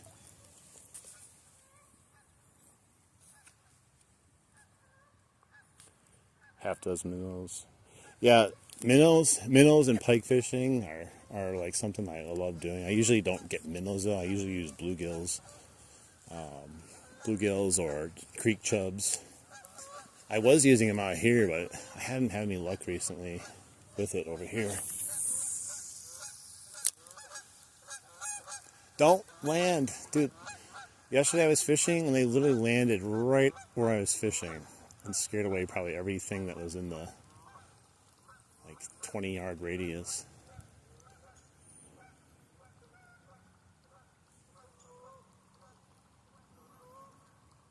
Oh man, I tell you, I need to take you guys into the river and doing that with like the bluegills and stuff, because that is crazy. The one day I went down there, I had 10 fish on and 10 casts with bluegills. Of course, I had a really bad day that day though, and had multiple line breakages, and then I swore off mono ever since.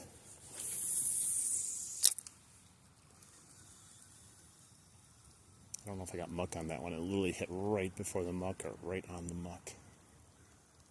We'll see when we bring it back in. I don't want to waste a cast just in case. Someone just showed up to come fish over here or over there, so I'm no longer the only one.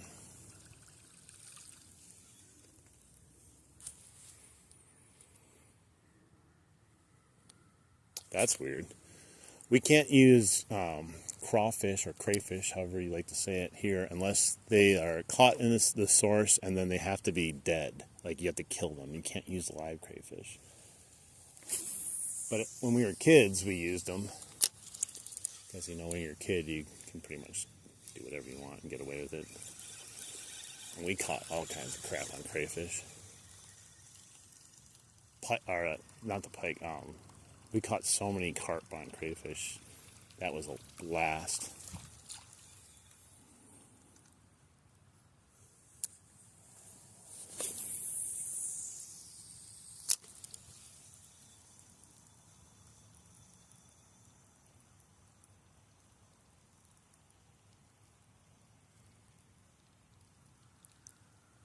It just looks like there'd be a fish somewhere hanging up there. It's a little bit deeper too.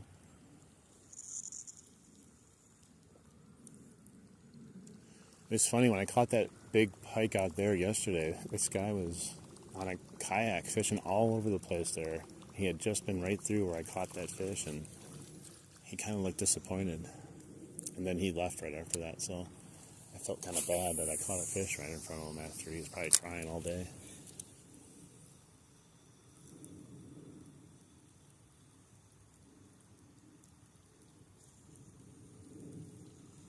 I love catching the big fish when it's like this quiet too, because they make all kinds of racket on the surface. Especially when they hit. You go from just hearing this little plopper to just poosh, poosh.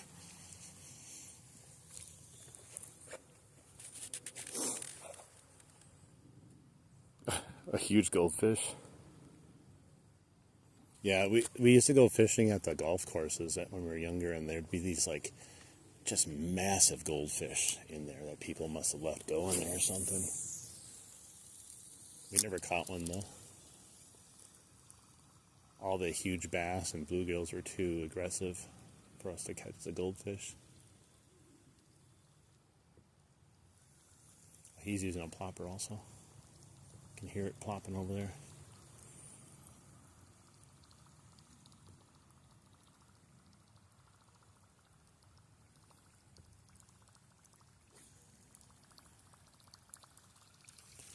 Let's go try the point cast. There's like a kind of like algae that, and you can cast kind of along it. That's how I caught that one pike.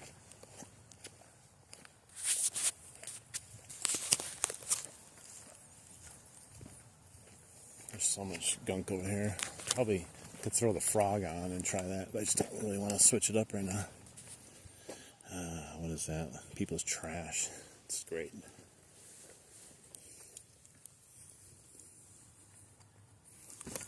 Yeah, I threw the pike in after I caught him too, and he just like went there, and he like just didn't move. So then like I had to reach with my pole to startle him. I felt like if I didn't do that, he'd just sit there and not move or die or something.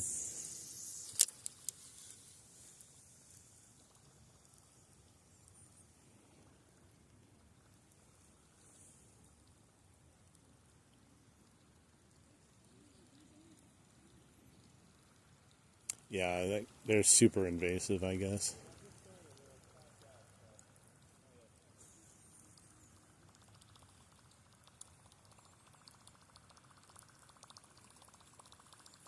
I got two kids that just showed up. We got competition now, guys. It's like the Bassmaster Championship right now.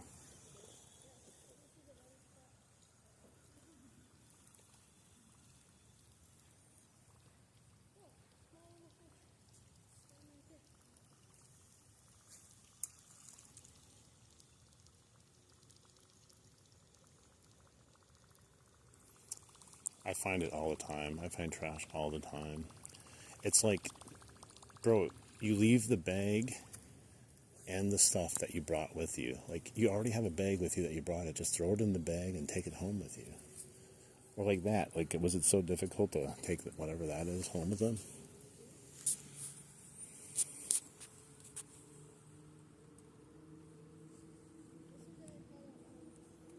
We're using a Whopper Plopper Auto.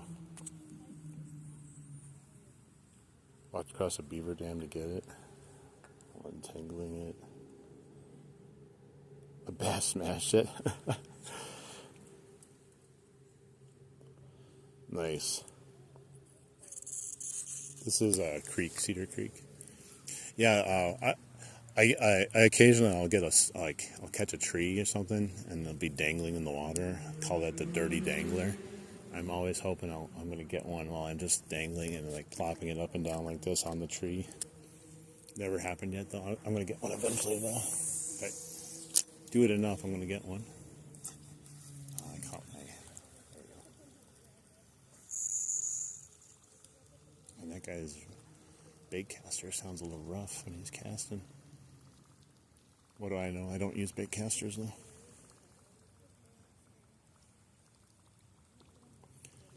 Yeah, I'll take that trash with me to get rid of it, though. I'm going to do that right now while I'm thinking about it. Oh. Otherwise, I might walk away and forget it. It's all wet. What is it even? The Predator rig. I don't even know what that is. A Predator rig? Anyone else know what that is?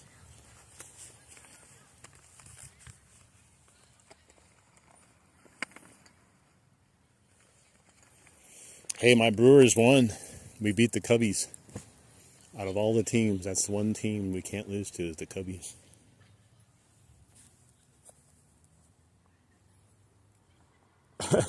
His lost night game. Yeah, I mean, that's what he gets. He probably was stoned out of his mind and like thought it was just all trash.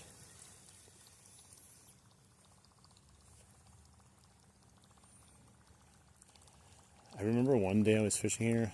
This has nothing to do with marijuana, but I just heard the guy's plopper going, and like it was like me and like 3 other people. We were all throwing ploppers, and it was nice and quiet like this. And it was just crazy. All I heard is just plop, plop, plop, plop, plop, plop, over and over again.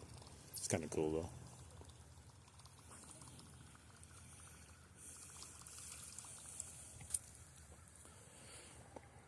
Yeah, the Brewers. If there's any season that they need to win, it's this one. They have the best record in baseball, so if they lose, they always lose in the playoffs. So they're going to face the Dodgers probably and get destroyed.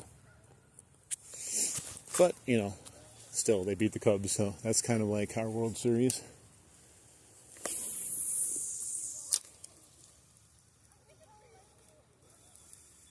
Shoot, it's messed up. Coming in like crazy thing. It's flopping all over. Of course, I get it back to me and it fixes itself.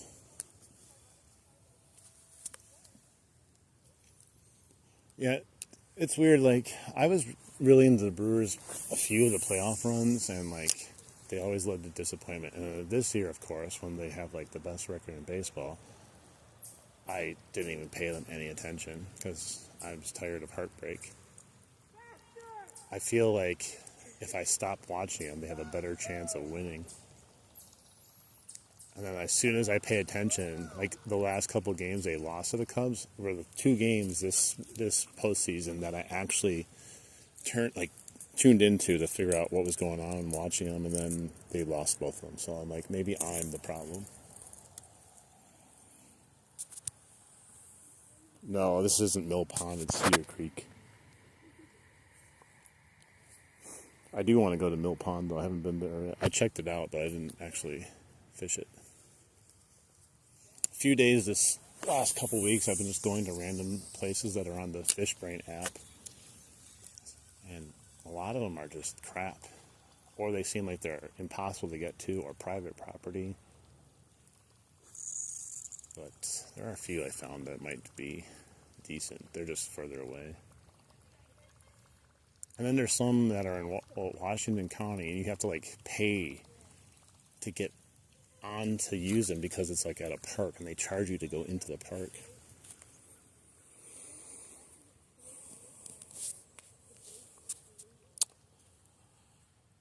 You know, part of me wants to, hang on, let's go Brew Crew. I'm a Twins fan myself, but nice, yeah. I've always liked, I grew up liking the Twins a lot. You know, I was watching like Kirby Puckett, and I don't know, I always liked that whole like era of baseball with the Twins. As far as like, what do you call it? Getting a kayak. I mean, I've been really thinking about it. I just don't know. I just don't know yet if that's something I'd want to do. Like, I definitely want to try it, I think. I don't know how committed to it I would be, and I don't want to spend money on a kayak and just have it become like a permanent fixture in my garage. It has its benefits and its cons, but most places I can get to into the river wading, and I actually have my waders coming now, so I'll be able to head back into the river now that it's colder too.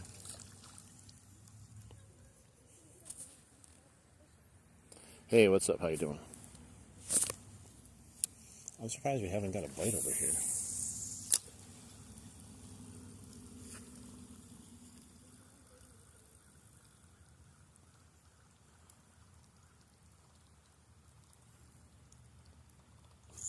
Like we had like those 3 strikes or whatever, 2 or 3 strikes, caught that one fish in that one spot, and then just nothing.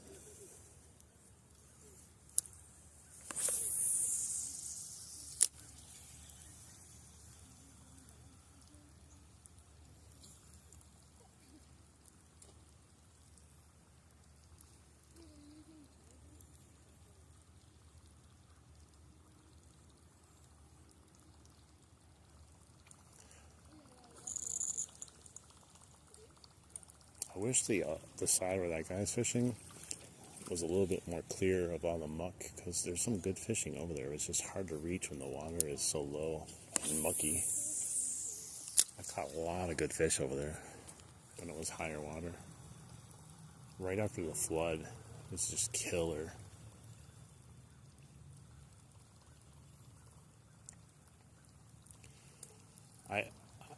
I just kind of wish we had more flood stage water for longer. As weird as that sound, they were just hitting so good. It was like they were trapped over there because the current was so strong going down there, but like over there, it was just almost still, just a little bit. They all seemed to hang out in there.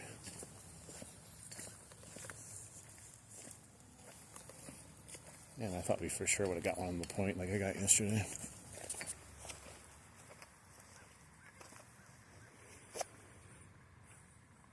Yeah, $3,000 though, it's a lot to spend if you are unsure or only use it a little bit. I probably wouldn't go that crazy with it if I was going to do it. I'd probably try to find a nice budget fishing kayak that was still like high quality and comfortable. I don't know. I don't think I could spend that much on it unless I was like, that's all the fishing I did was canoe or kayak fishing. Maybe I would, and if I really got into it, because then it opens up a lot of different waters for you to check out that you may never have fished.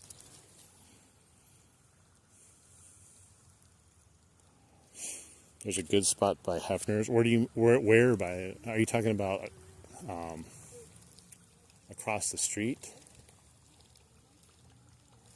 It's rolling on me. Across the street, are you talking about?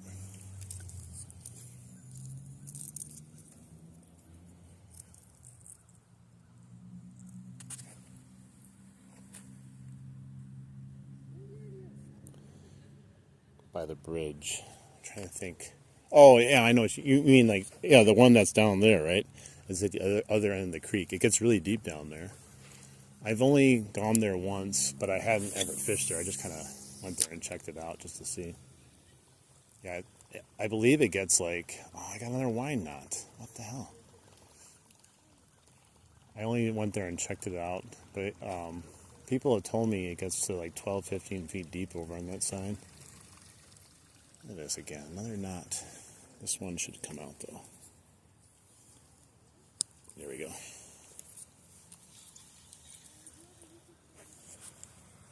Yeah, I know which one you're talking about.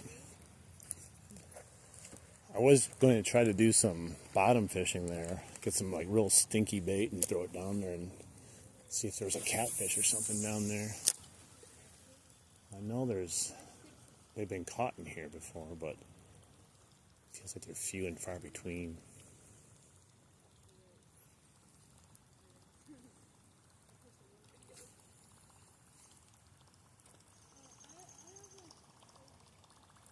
Then there's a Limekiln Park, which I never caught anything down there since I was a kid. I used to go down wading down there in that water. You catch bass and stuff there, but I've been there a couple times this year and just nothing. I got a bunch of snags, that was it. Water's real fast there too.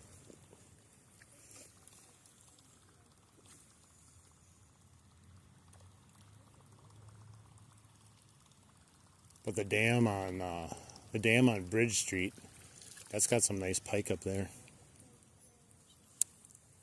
The one over by 60th or whatever it's called.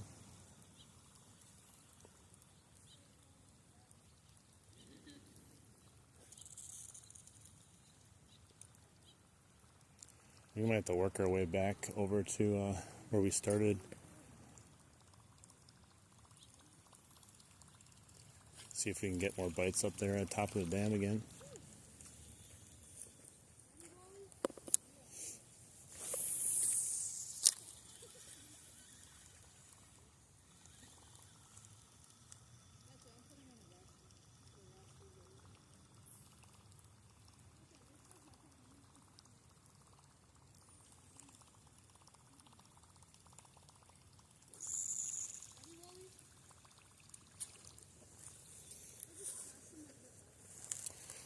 Interesting.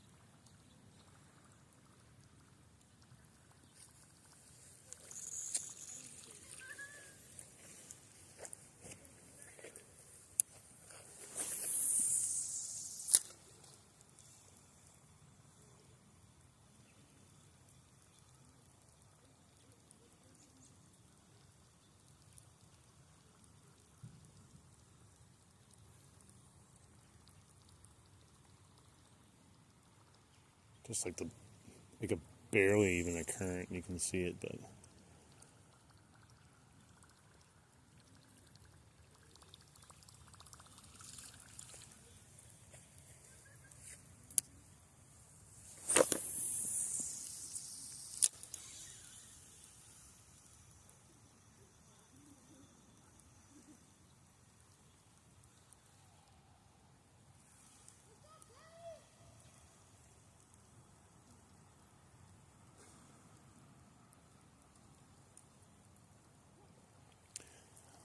not yet. I'm still using topwater. I'm catching them on topwater, so I'm gonna get as much topwater fishing in them while I can.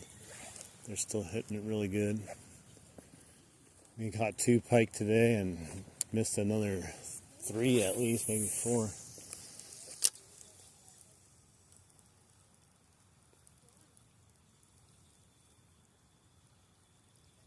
The conditions are so perfect for it too.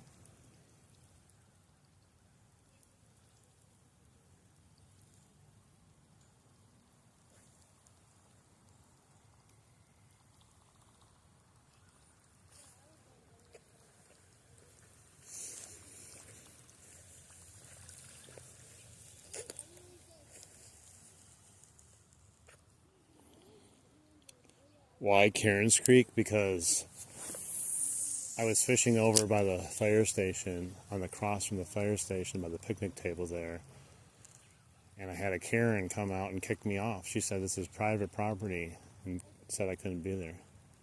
So now I deemed it Cairns Creek.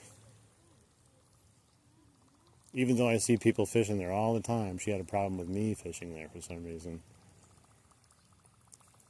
So that's why we call it Cairns Creek. Don't know why people have a problem with people fishing. They act like you're breaking the law or something.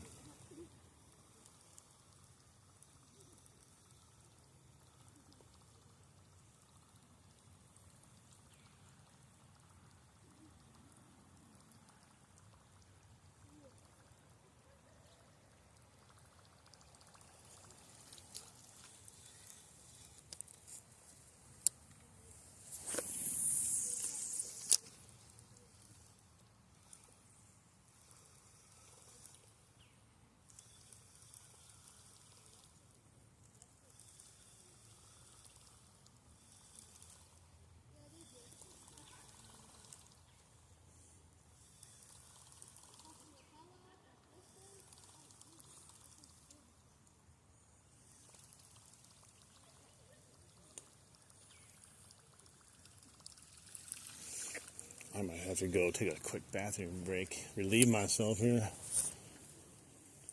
It's building up. Gotta fight the urge as long as possible when the fish are here. I'll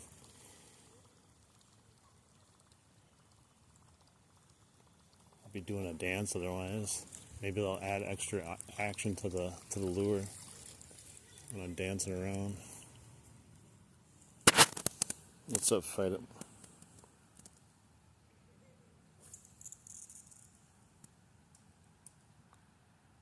Oh yeah, nice.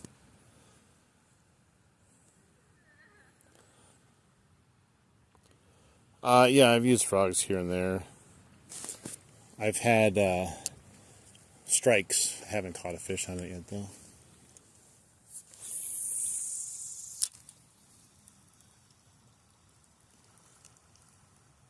Maybe I'm gonna go over there. I'll go use the restroom quick and then come out and tie a frog on.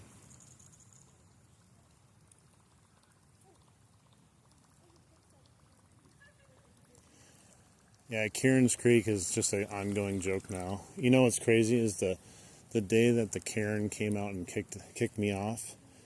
We were just talking about it like a minute before that happened too, and people were like, "Does that actually happen to you?" And I was like, "Well, it has." I said, "It hasn't happened in a very long time, but it's happened to me before." And literally, I was like, I'm walking up talking about that.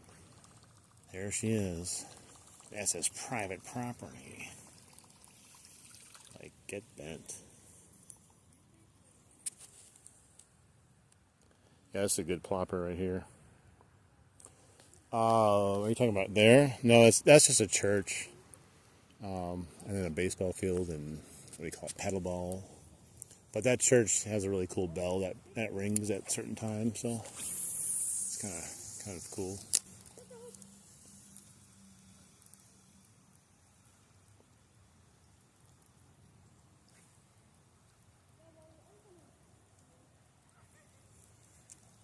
I mean, it could have been a cemetery at one point over there. Who knows? Maybe they put a baseball field on top of it. Kind of like Field of Dreams or something. If you build it, they will come. Ghosts of baseball players show up. Alright, let's head across. I gotta go to the restroom quick. And then I'm gonna tie that frog on. We'll try casting in all the mucky areas on the other side.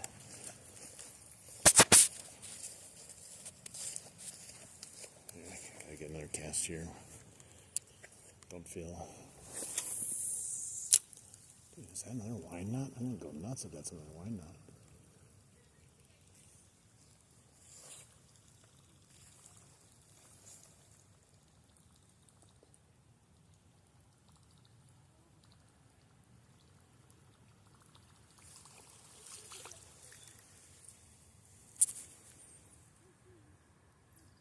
Oh no, that'd be kind of creepy. Fishing in a cemetery, kind of. It'd either be creepy or cool, depending on the. I mean, we are in October, so I guess it would be kind of fitting. Fishing in a cemetery, catching ghost fish.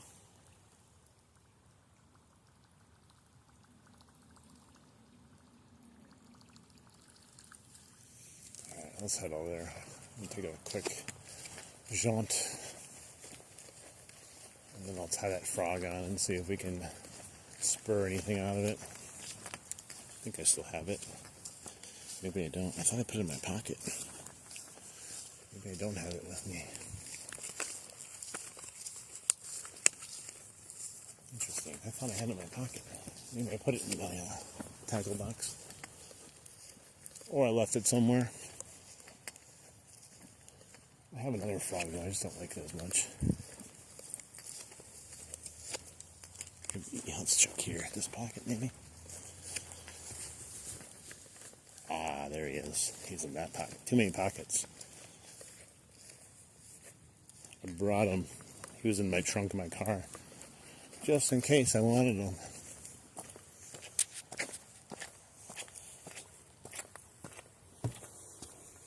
We were catching pike. We're going to throw on a frog now and see what we can catch. But I got to take a quick jaunt over here to the facilities.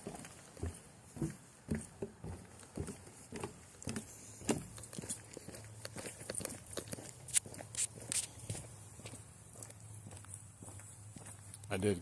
Actually, I have found a lure here that I used, and then I caught fish on it the same day. It was kind of fun.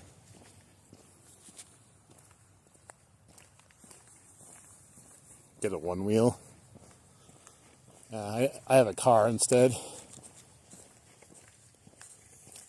The walking is good for me anyways.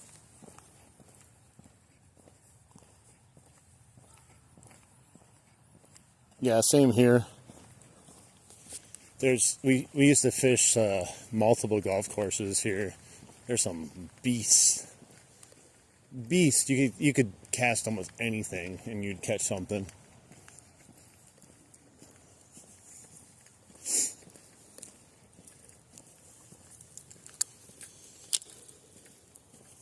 All right, hang on. Let's.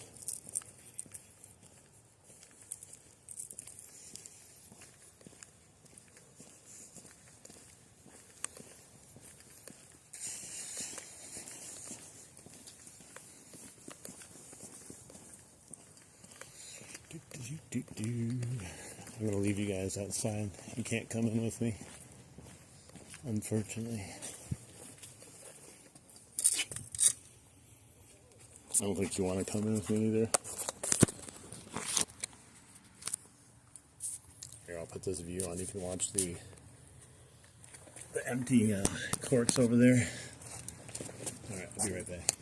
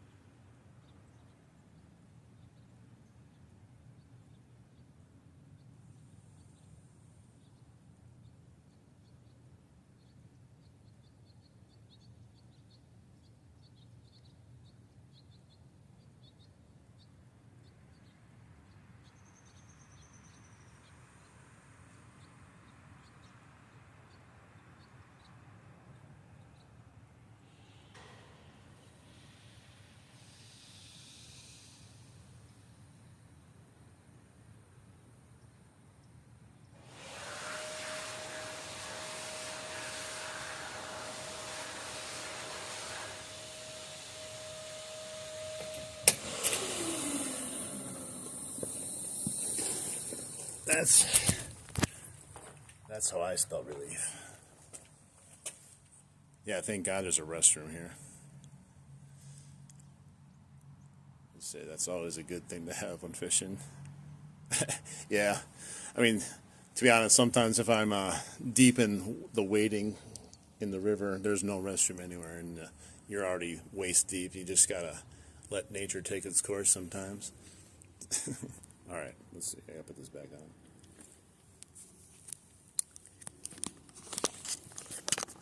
Tighten this up.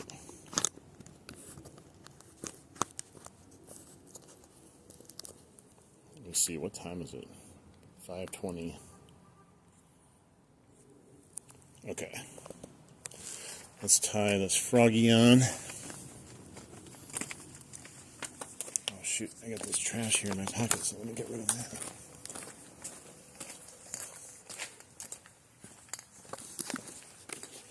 I did my good deed for today, threw the trash away. I think I lost my, what do you call it, nail clippers that I had, or put it in a different container. I do that all the time. It's okay. I got my skizzers.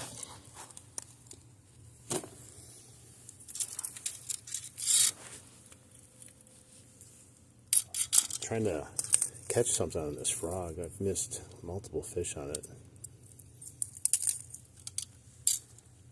I'm not going to put a lead or anything on it because I want it to be weedless.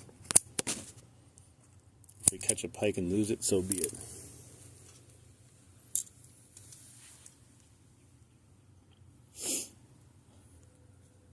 Maybe today's the day I catch something on the frog. That would be nice.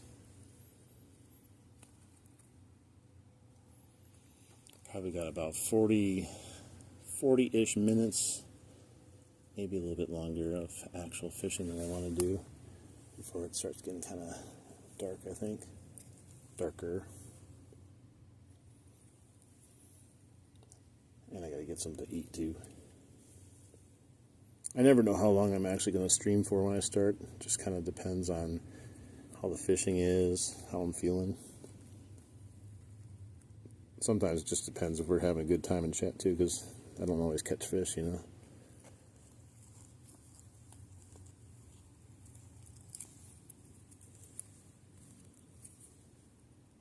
There's a little scum frog I'm throwing on here. I have the pod crasher one, which I hate it. I don't know, I just didn't like it. What's up, Kratos?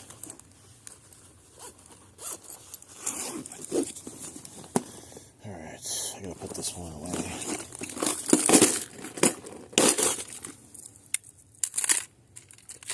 This is the other one I have.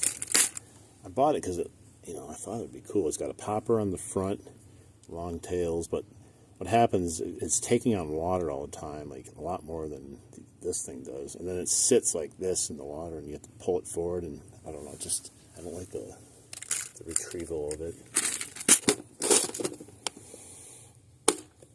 Yeah, I would love to get a bass. As much as I like catching pike, I haven't caught a good bass in a while since the change in temperature.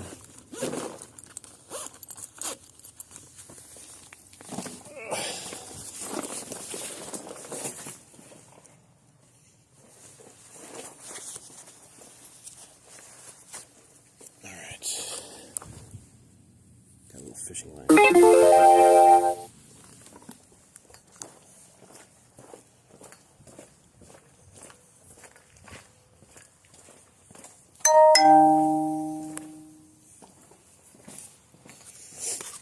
Fish number 3. I went in today hoping to catch 3 fish. So we had our chances. We basically caught 3 fish, but they didn't get all the way to the end.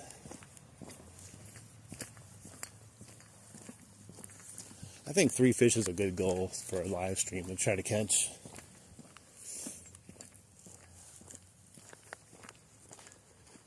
It's just sometimes it's just real hard to catch something depending on where you're at and temperature and all that stuff.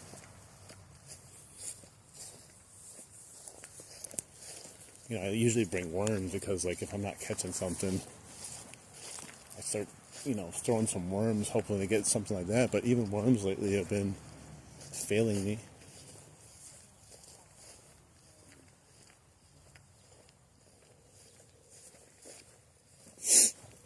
There's some prime over here, but I don't want to get in their way. They're fishing right over there. Oh, moving.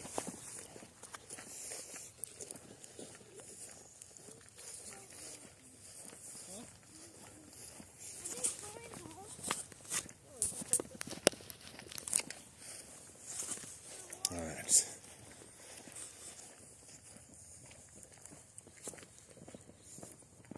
So yeah, it gets much deeper as you get down this way. At the very end, it gets really deep. Over here, not very deep, but could be a bass hanging out in this crud over here.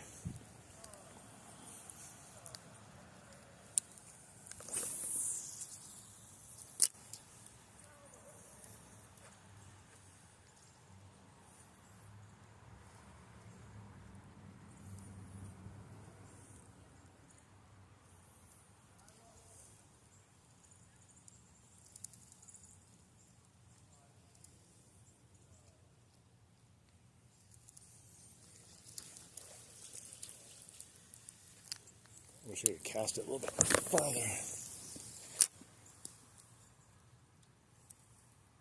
There's a big swirl right there.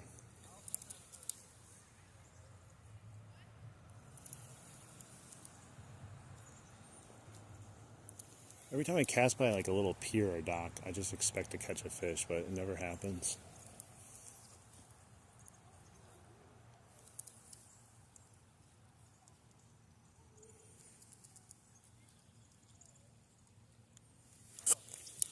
Alright. Not a lot of scum over here, believe it or not. I thought there'd be more in this area. Still gonna bring it across the top.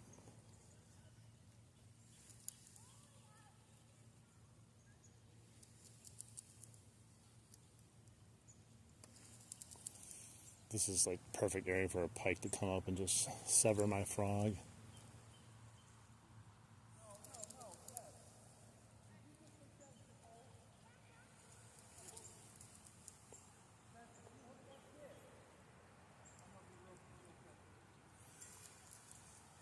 I mean, they're like the quintessential thing you think about when you're catching like bass and stuff. Like, just expect it to go right next to it, and they're just hanging out underneath it or something.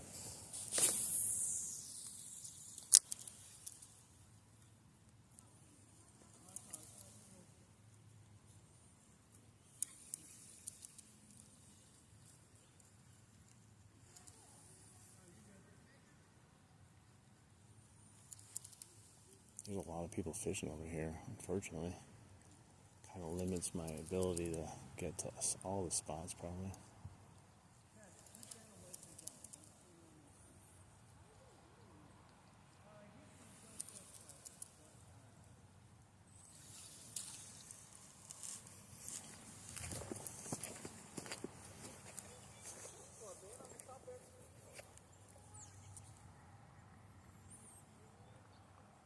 Yeah, it's probably not hanging out there too much right now because, it's not hot. There's no sun. Oh, I don't understand why I keep getting a line knot. It's always in the same spot, too. I do not understand. There it is again. Let's see if I can get it out again. It's becoming annoying very quickly. Got it out. Just ripping it. Probably would break if it was something else, but I just don't understand. It's like every so many casts I'm getting a wine knot. Maybe it's my cheap Chinese reel.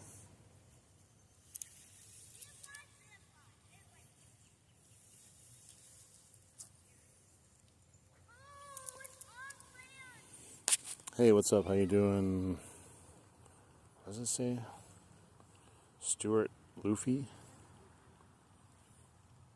I believe it's 18 or 19 inches. I can't remember. I think it's 18 inches is my PB, but 5 pounds approximately. I didn't have a scale with me.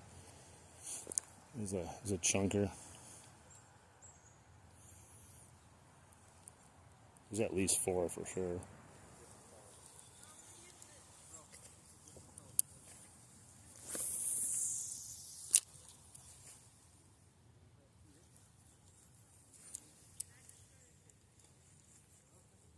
I mean, if there's a bass here, they should be able to strike this, even if they're not super energetic. It's not like it's cruising down by them.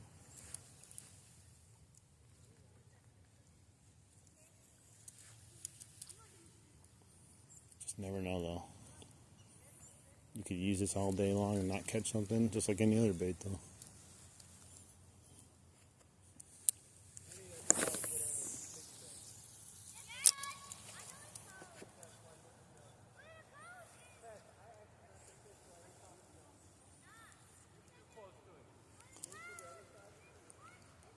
All I hear is kids now. It went from being so quiet, nothing going on, to just kids arguing with each other.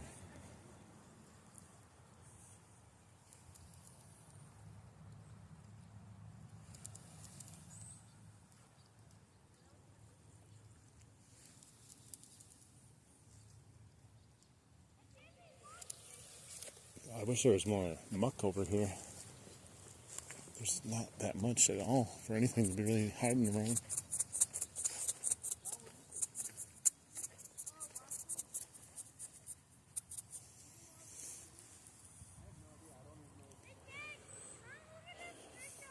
I don't know. Either I kind of want to go and when I get my waders and go in this muck over here and then check the tree for lures. I know I have one in there. That's mine.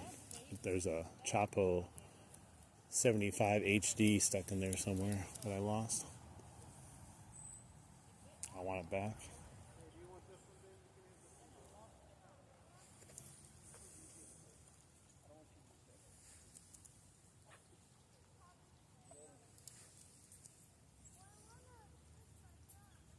Yeah, I've had a couple big bass strike at this thing and miss it multiple times. And I've even stopped waiting, like, to let them take it too, and they still miss it. So I don't know. It's probably my fault, but I blame the fish too.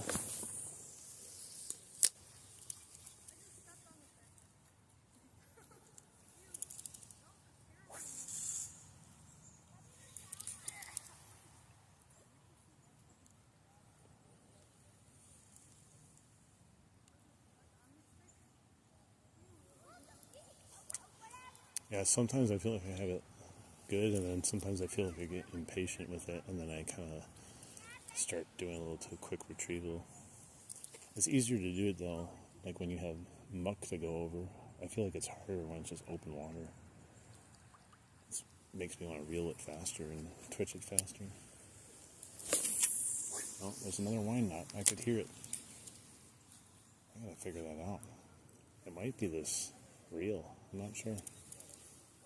I've never had that many issues with it, or it's something to do with how much wine I have on.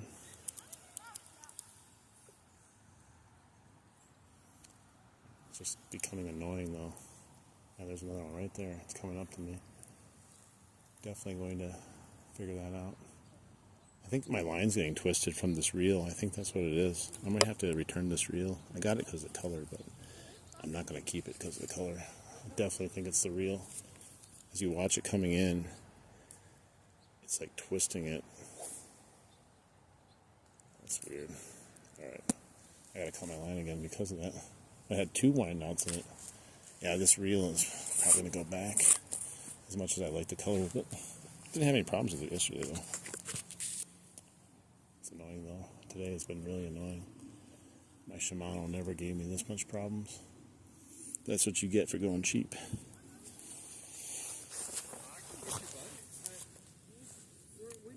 It's really annoying though.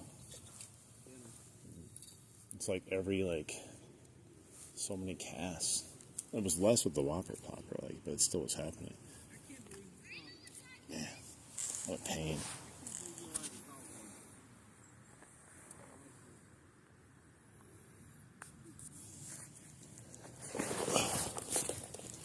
somewhere in the tree.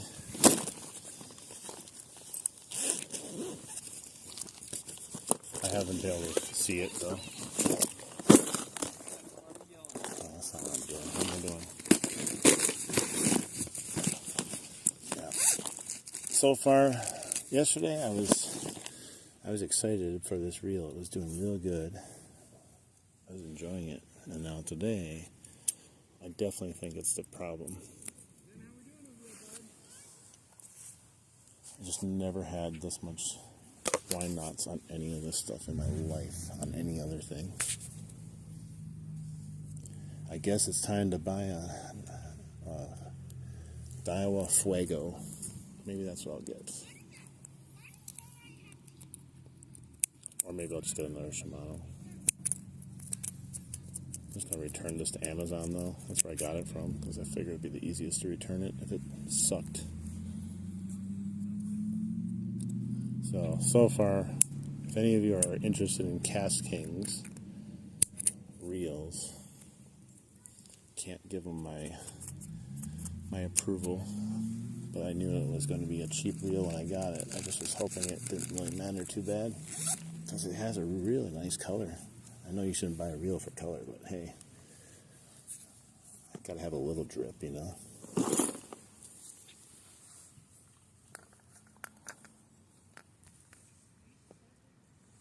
Yeah, this is just not the best combo here. Hey, how you doing? It's fine though. We'll finish off with it, and then I'll just have to, unfortunately, lose my braid that I put on here. I mean, I guess I could string it onto something else straight from this, but I don't have another thing to put it on right now. Won't be the end of the world. I've gone through so much braid this summer trying to find the braid that I like the most. Anyway, so I've lost so many lures, hooks, sinkers. I probably lost about $500 worth of stuff over the summer, and just including buying, stuff. Not necessarily I lost it, but buying stuff.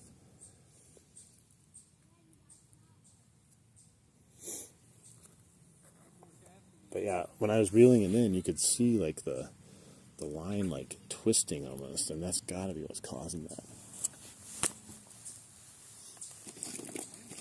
I don't know why I put that back. I needed it again. Luckily, I caught a couple fish, otherwise I'd be mad right now. But I'm having a good time. It's just a little annoying that it's happening so often now. It definitely seems, I don't know if it's the frog or just happens just to be twisting too much now since I've been using it a lot more. I kind of want a Stratic though. Maybe spend the money and get a Stratic or a Manford just so I have a really high-end one. Not that I need high-end, but if I'm going to go get one, might as well have a high-end one and a lower-end one with the Shimano Maskey. This is the, so I got it because, I'll show you in 1 second. So, I got the Ugly Stik Carbon, beautiful pole. And this color here is almost an exact match for it.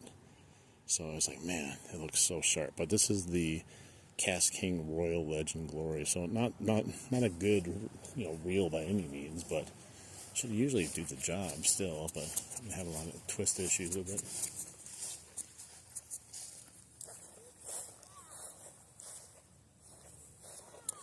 Yeah, I feel like back in the day, everything was cheaper. Like, even a frog nowadays can cost you like $10. I know they're probably $8. I don't think a frog should cost more than like $5.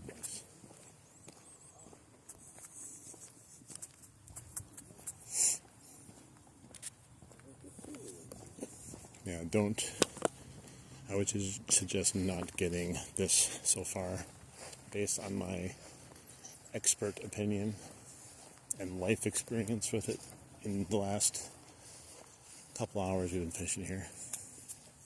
But it caught fish, no problem. The problem is just the knots we're getting. Just can't deal with that over and over again. Kind of just takes away from fishing in general. You're more worried about knots than anything.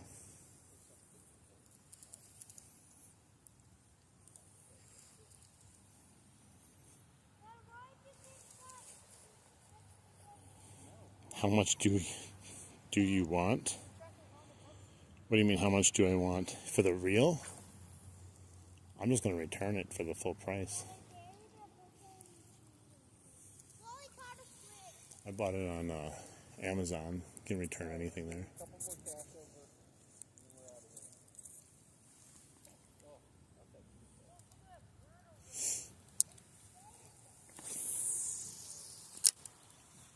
It costs 40, it's like $41 on Amazon. You want to know something crazy though? When I first saw it, Amazon does this a lot, just so you guys are aware. When I first saw the reel, I was going to buy it, but I decided not to. But I had clicked on it multiple times, and they were selling it for, I think it was $36. Well, when I went back to the next day, guess what happened? Price was now $41. Amazon likes to do like these secret price raises on things that they know you're interested in. It's really weird. I've noticed it on many things. It should be illegal, but they do it. If you put something in your cart, you go back a couple days later, the price will be raised on it.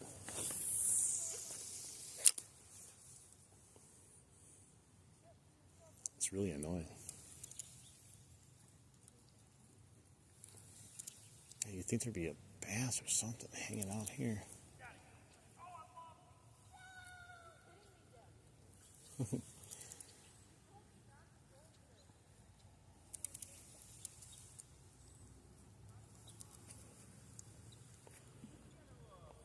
Hey, what's up, John? How you doing again? Welcome back. Yeah, Steven, it's such a... I know it's probably not illegal, you know. They can do whatever they want pricing. If you don't buy it, they can raise their price whenever they want on it. But it's like their algorithm knows exactly what you're interested in, and if you don't buy it right then and there, they're like, "Oh, this guy, he's going to come back for this." And they probably have it down to a science. I've watched plenty of things on Amazon to know like how they use the algorithm against you. They know what you're going to buy potentially before you know what you're going to buy. So they definitely are going to raise their price on you. Dude, was that another knot? I swear to God, if it's another knot, I'm going to throw this reel. I'm going to break it on stream. I'll take the hit of the $40, and we're going to do like that scene from Office Space where they take the printer out back and just go to town on it with a baseball bat.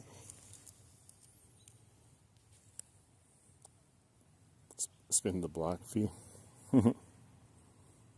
Went down to Lake Pleasant, caught 3 big striped bass. Heck yeah, nice. I still haven't caught a striped bass. We might have them in Lake Michigan. I don't know. I need to start fishing Lake Michigan more. For some reason, I feel overwhelmed by going to Lake Michigan and fishing from the shoreline. It's not because I don't want to. It's just like I'm not really 100% sure how to fish it from like the pier.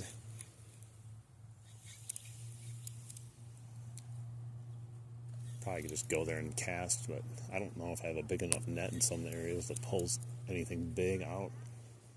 I would have to hope my braid would hold as I pull it out of the water. But yeah, I'll try some Lake Michigan fishing. I'll get used to it eventually. But every time I've gone there, I've never really fished it for real. I fished it a couple times when I was younger, and just threw out a bobber and worm, and really didn't catch anything. But that's all we did as kids is bobber worm fishing.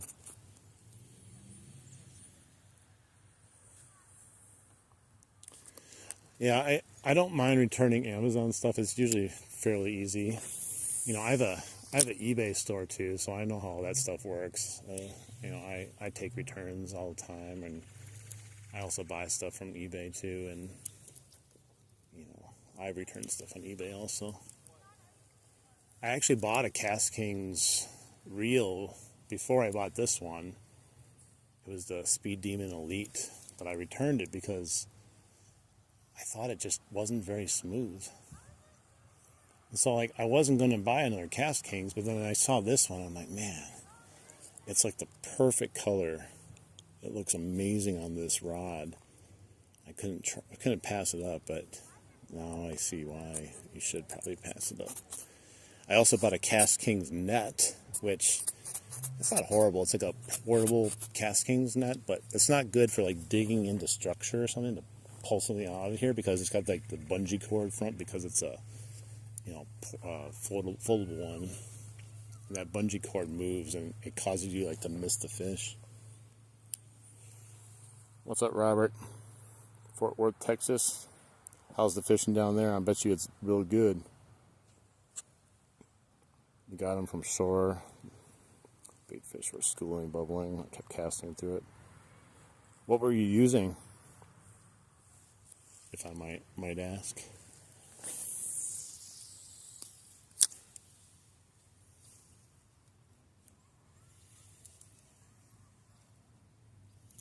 I want to buy a Daiwa Fuego. I really like that, but I hate the T-paddle. I really do. So I'd have to also buy a new paddle for it. The T-paddle is just so uncomfortable. I know some people love that, but I hate it.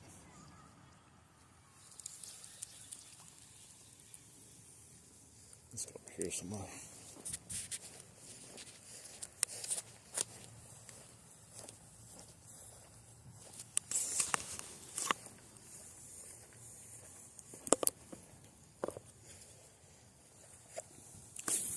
We're going to try the frog for a little bit over here, and then as we head back, I'm going to put the plopper back on as we head up back to the dam area, because that was working good over there.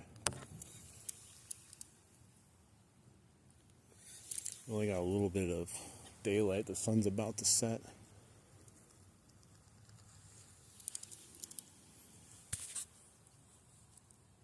Pearl-colored 6 cents paddle tail swim bait. Nice.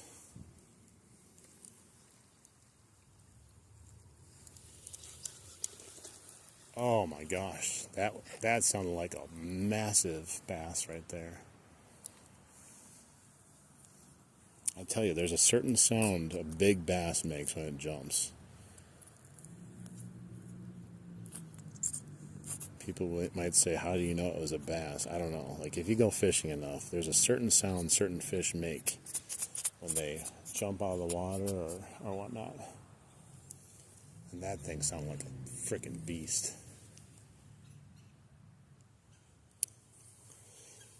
Yeah, we might just put that back on since we were getting action with it. You know, we haven't got one thing to even attempt.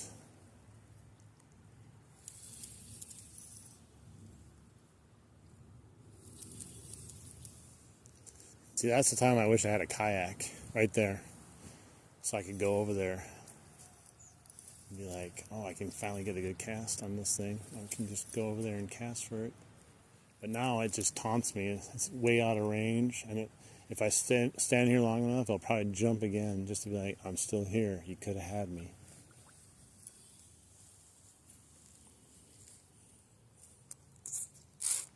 Yeah, carp once in a while.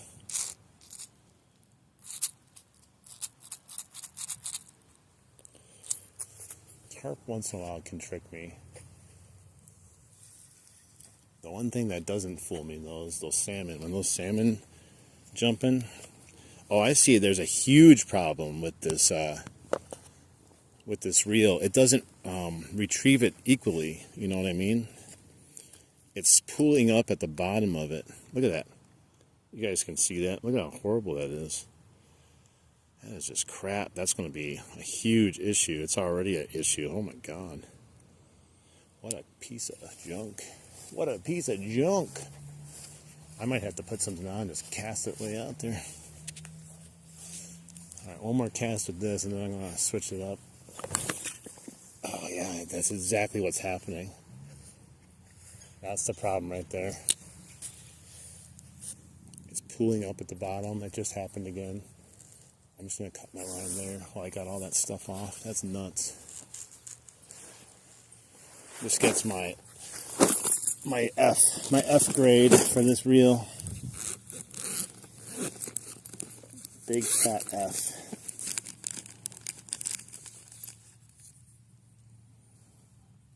Yeah, that thing was a beast, man. I just wish I was able to bring it back in. Like, when I saw it, I got to see it at least. It was right up on me. It was hooked in its mouth. Like, I know people say, like, well, it's possible that you snagged it.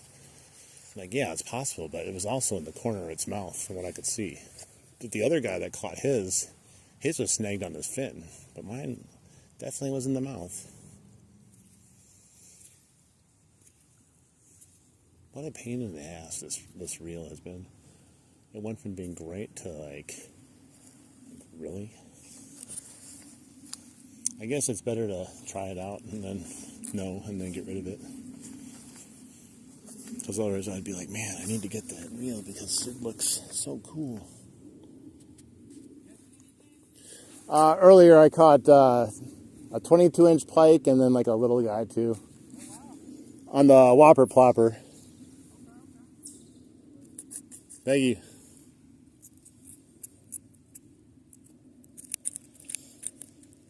You know, even if Cast Kings was like, hey, you have a YouTube channel, we're gonna send you some free stuff to test out or whatever, I'd tell them no, get bent.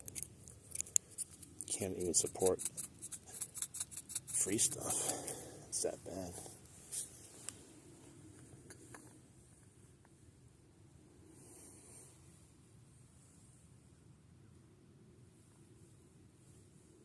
You thought I snagged it?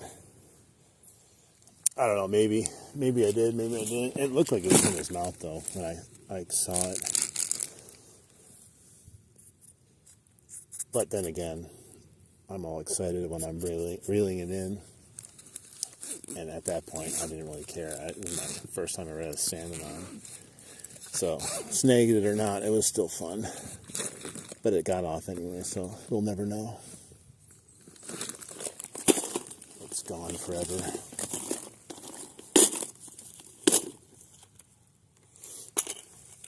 Oh, you couldn't tell. Yeah, I mean, that's because in the stream, I literally said it into the stream. I was like, man, I don't even think I snagged it because it was in the corner of its mouth. And like right away, some guy was like, just because you got it in the corner of the mouth doesn't mean. And I was like, well, yeah, it's true. I mean, I'm not going to disagree with that, but don't rain on my parade, man. I want to feel good like I casted it and fish was like, I want that and I'm going to eat it. Because if I actually caught it versus snagging it, like, that gives me a lot more confidence. Do. Hey, what's up? Lose? Yeah, I've seen a few lose here and there. You know what one I might get that I really liked? I think it's you guys ever hear of, what is it, Johnny Morris, I think it is? Johnny Morris. It's like a Cabela Bass Pro Shop brand or something like that. I think Lose makes them. They have this really nice one I've been eyeing up for a while now. It's real smooth. I really like it, but I don't know. I haven't pulled the trigger on it. I'm pretty sure it's made by Lose, though. It's just the Johnny Morris name on it. And the thing is like butter when you reel it.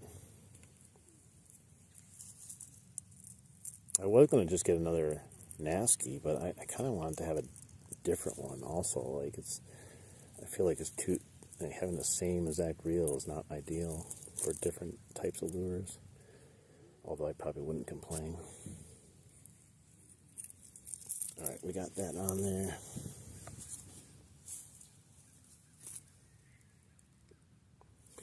Well, that's like, I see people doing that stuff with the salmon, and then like I went to Bass Pro Shops the other day, and I was talking to one of the guys there, and he's like, "Yeah, you should probably just try to snag them." I'm like, "What? Who would give that kind of advice, especially at a Bass Pro Shops? Just try to snag the salmon?" I'm like, "Come on, man! No one should just try to snag any fish."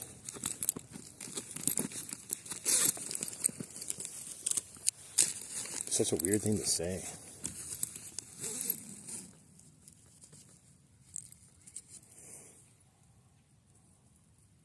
shields.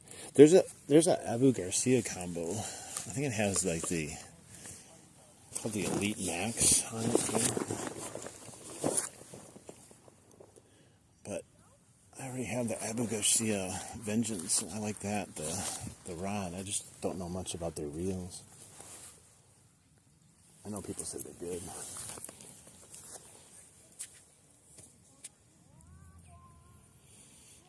Yeah, I think the snag method is very, very common, unfortunately. Alright, I think I got everything there. We got the plopper back on. Let's do a few casts here. And then we'll work our way to the top of the dam and finish off this live stream while we have a little daylight left. Yeah, this reel, though, has really angered me.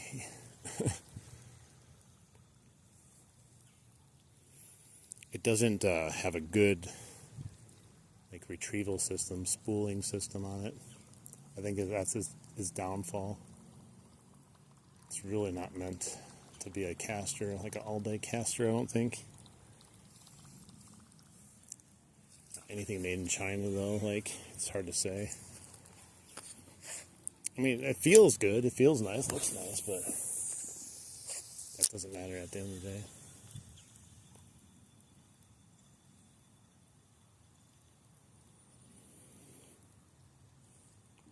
Well, yeah, so like up where they enter the stream and stuff from like the lake, the fishermen will just stand and make a wall basically in front of there and like literally spawn camp them.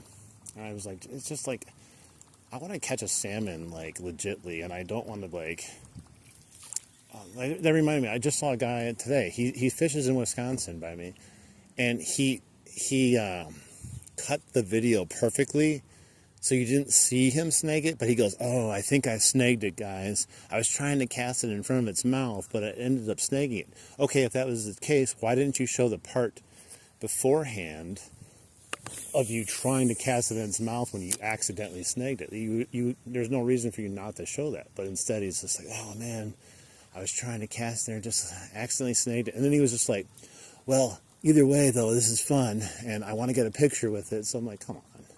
He obviously snagged it, then turned the camera on or edited it so you didn't see that, and just kind of lame.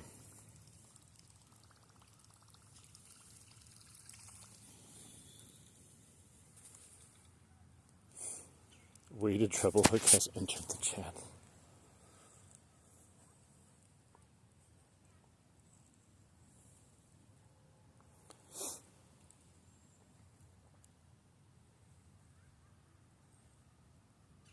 Yeah, like if you at least have it in the mouth, like I could understand it, because then you could say, well, maybe not. There's a question mark. At least it's like in its mouth, so the potential of you catching it is at least there. Come on. Man, it's all messed up. But like that guy that caught that huge salmon in the river right next to me, he was using like a bobber and stuff, and he wasn't trying to snag anything, but when he set the hook, he ended up catching it on his fin, and he was like, he's like, man, he goes, that's not how I wanted to catch it. Like, you feel bad when you do it because you want a legit catch. Like, I don't know, like, what's the point? Like, if you catch a fish because you snagged it, like, I don't know how you can be proud of that fish too. Like when you actually trying to snag a fish, like I could see how you'd be proud of it, like just because it was fun to catch and you thought you had a good hook on it. But yeah, if I'm sitting there, there goes the church bell, guys. It's 6 o'clock, so we're gonna head back.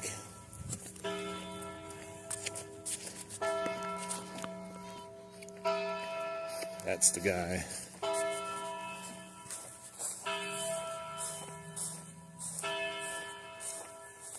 Volleyball nets?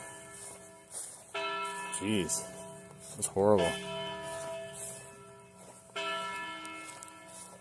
This fight. How do you find places to fish that aren't private? Well, a lot of places aren't private. They're just natural rivers that run through places, as long as it's not in someone's backyard. the best way to do it is you can enter the river at a public place, and then you can walk through anywhere. Even if it goes through someone's backyard, you can just stay in the river and walk through it. Even if they come out and tell you like it's their yard, like they don't own the river. But you can use like Fishbrain app and try to like find some spots that way. But I've done that too, going to places, and then you get there and like, this place literally looks like someone's private pond. Or how the hell do you get even into the place to fish?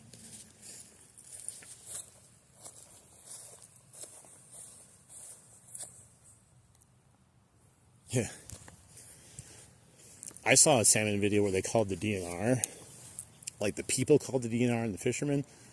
And the DNR lady was like such a bad game warden, because she was just like telling the guy, like almost scolding the fisherman. She must have known the people that she was called from, because the guy was like, I got video from all weekend of them harassing me. I got video of them illegally catching and snagging fish. And she's like, I could look at all this stuff. Everyone wants to show me stuff about illegal this and that. And I'm like, what? It's your job. Why wouldn't you like take that seriously? She was just more concerned about her getting called out there to deal with someone fishing than actually doing her job.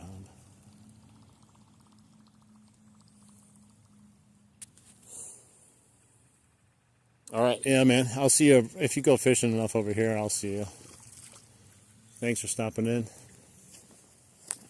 I saw you that one time. I'm sure I'll see you again.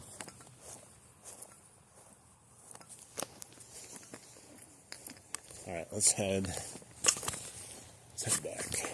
I kind of wanted to head to Boy Scout Park too, but it's a little bit further of a walk. Just really don't feel like I was going to do that earlier, but I started at a different area.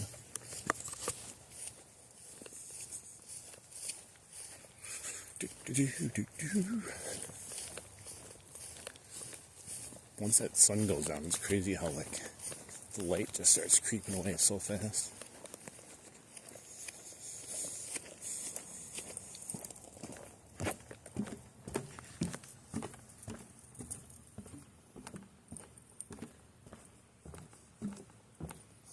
Yeah, I thought about doing that, just going knocking on people's doors, but I feel weird doing it.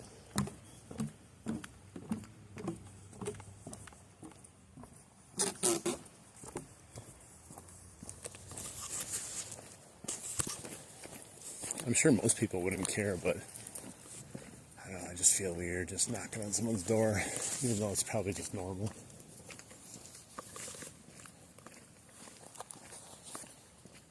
I've gotten kicked off a couple places I fished at that, shouldn't even been kicked off of, let alone going to someone's private pond.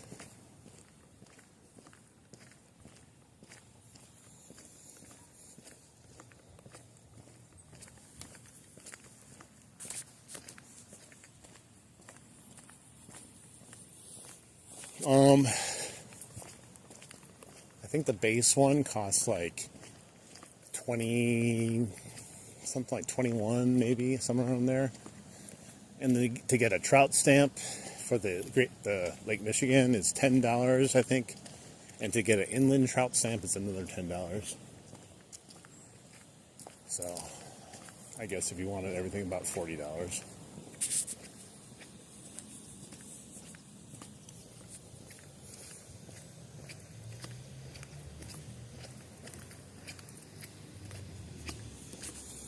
I'm going to do one more cast here since we're on our way here.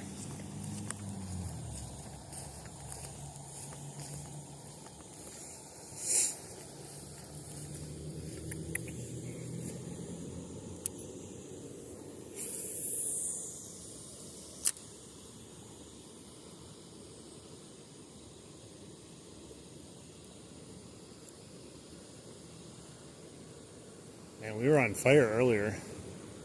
Everything just stopped when we got to that point over there. Everything just came to a head. And we switched to the frog and didn't get anything on that. But it was like, once we got that first strike, just like, I don't know, everything started happening and we started feeling good. A lot of action there for a bit, and then they all just went dead now.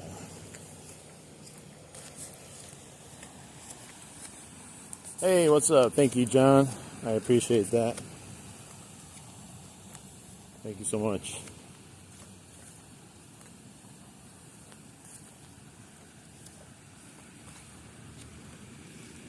Let's see.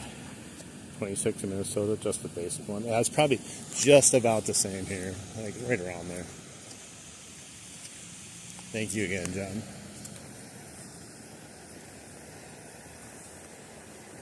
All right, gotta put it in high gear here.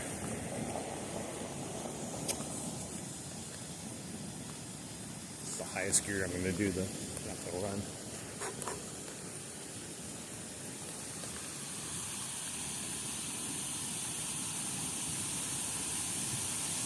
Hey man, no problem. I appreciate anything. I just appreciate you guys being here watching me fish too.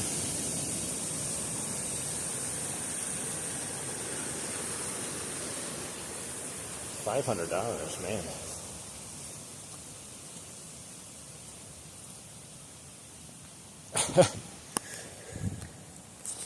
I'll show you a little leg. There you go. Ooh.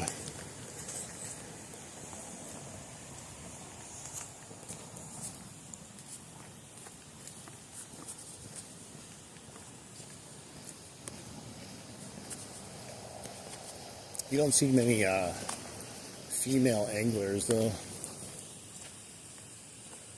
Oh, lifetime license. Oh, I didn't read that right. I mean, it's not a horrible deal if you go fishing a ton. They probably make a lot of money on it though, where people buy the lifetime one, they just like go for a season and just maybe never go back out.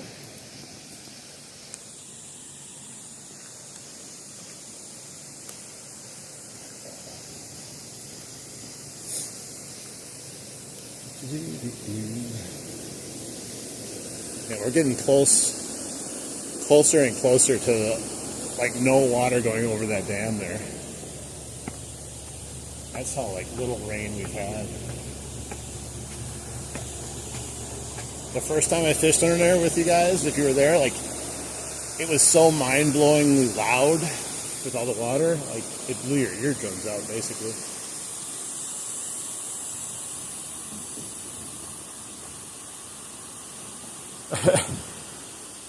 I mean, it's true.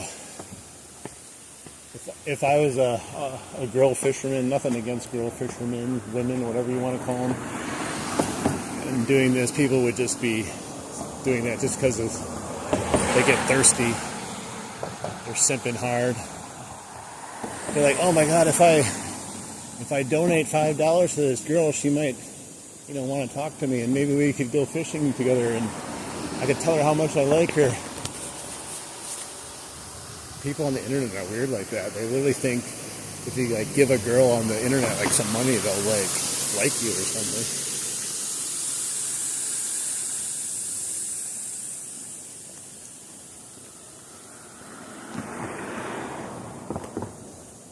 We had to talk about this earlier, kind of. It wasn't about girls, but it was about like other live streams, like the guy that wears a toilet seat around his neck, and he's like, "You're done. You're done," and like people just pay him crap loads of money, just to like, I don't know, like I don't even know why they pay him money.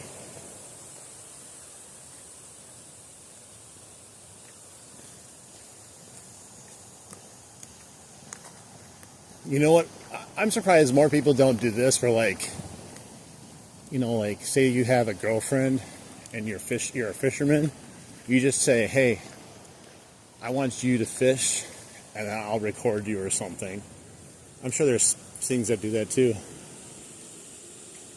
And like, even if she's like, I don't like fishing.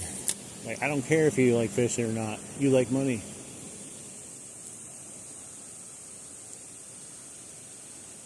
There's so many weird people out there on these lives just raking in money for no reason whatsoever.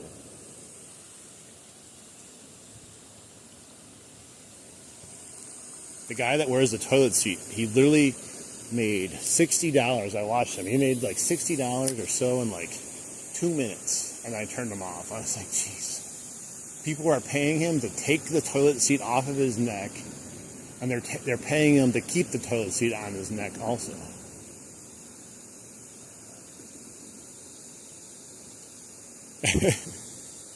Hey, just throw a wig on. You don't even need to transition. You just throw a wig on. You just be like, "Hi, everybody."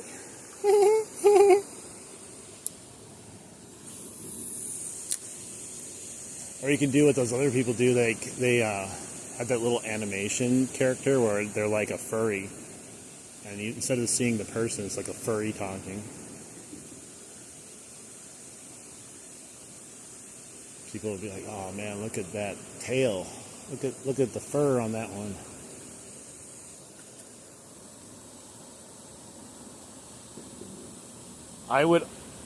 How often do I go live? I go live a lot. I mean, I don't have a particular schedule. I just try to go whenever I can.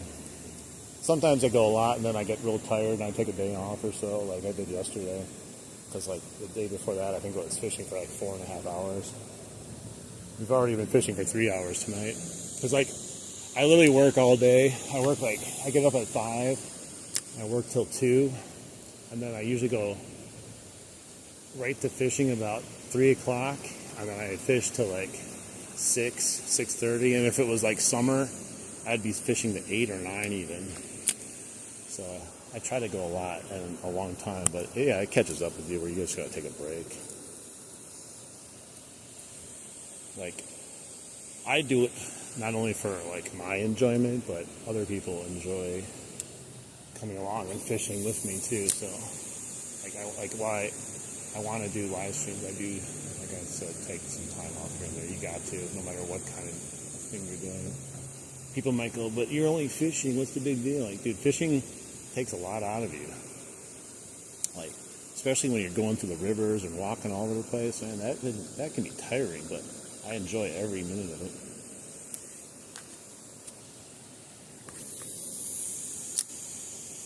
I'm also not a young buck anymore like I used to be when I would go in the river, so it's pretty impressive, I guess, at my age to still be going out there from start to finish and keep on going.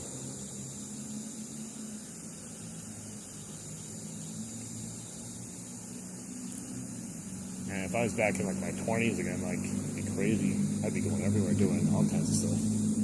I still feel like I'm 20 though, so I guess there's that.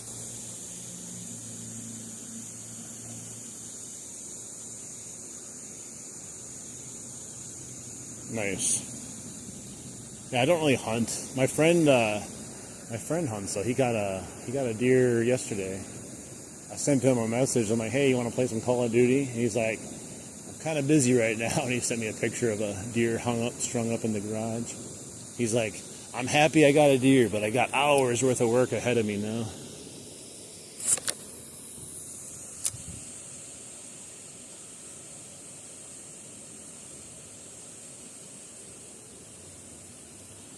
Transfish Curl. I don't know if I ever heard of that one. But yeah, Minnesota paid for them to go there? That's crazy.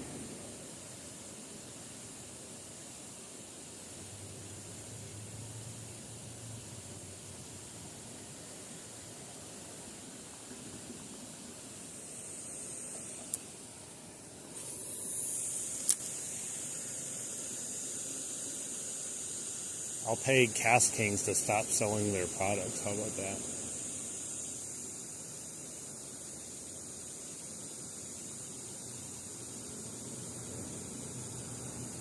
Yeah, it doesn't even wind equally. Like my Shimano one, like, it's so much better. It's a shame. But I've had a lot less problems now that I put the Whopper plopper back on and took some of that line off. I think the frog just, the way it worked, it was too much slack in the line, maybe.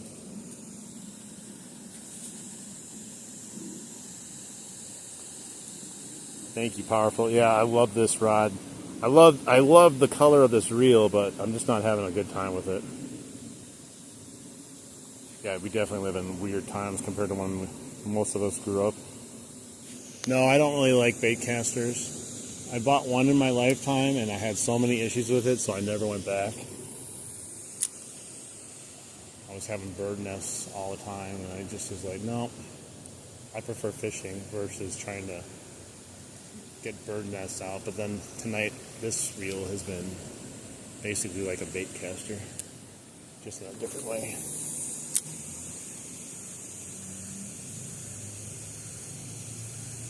This is where we caught it, right here, wasn't it? I feel like it was. We're not getting any action on it. It just all shut off. I don't know. I guess that happens, fish can go from one way to another. The weather has changed too since we started fishing. Like there was like rain and mist when we first started. Then the sun ended up coming out, the mist stopped. So maybe there's a change in pressure, change in something.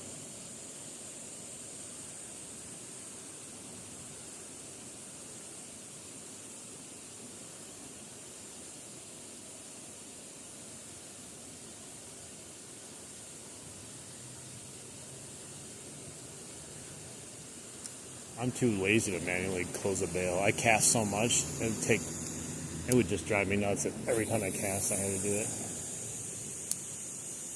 Like it's just nah. I don't even have that. I don't have that issue on my Shimano, so I never manually close it. I never have an issue. Didn't even have this issue on my Ugly Stick generic reel, the GX30. Not even close to that issue on that one. But the Cast Kings was like, don't worry, bro. I'm going to be here for you to give you an issue. You thought you were having fun fishing? Just wait till you see me. Wait till you get a load of me. It was doing decent, though, for the most part. It's just the wine knots that I kept getting because it keeps twisting when it retrieves. I was noticing when I was bringing the frog in, and then it was all spooling at the bottom, and it's doing it again. When it retrieves, it keeps spooling more at the bottom down here versus equally, and that's the major issue right there.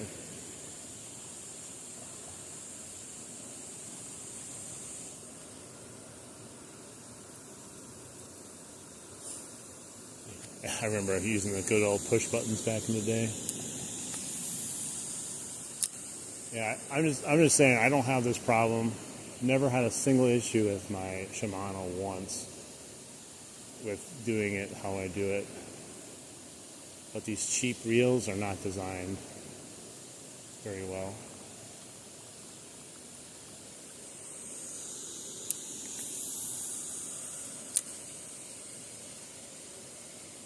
I'm actually starting to sweat. Like it feels like it got warmer or muggy or like weird out.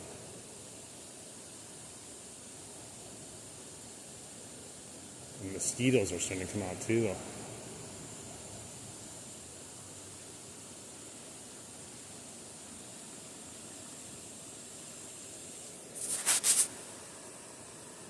I still have my, I had my pole, I had to throw it out, but I still have my reel from when I was fishing in high school. It's a Shakespeare, I believe it's a Quantum, maybe it's Zebco, I don't know. It's a Quantum one, and it has a little trigger on it, and it catches your line on this like little hook kind of thing, like a little thing that sticks out, and it's like you don't even have to grab the line; it just hooks it for you, and it like is an amazing little reel I loved using, but it still kind of works. It's just not great anymore. I try to put oil on it and stuff.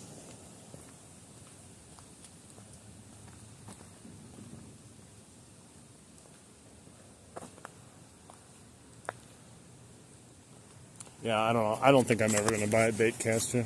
I mean, maybe I will. I don't know. I just never really saw the appeal to it. I fell in love with spin casts and never really looked back. Dang.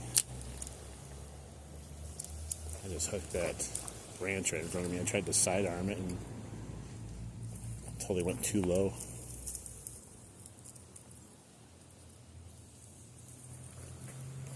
Let's try it again.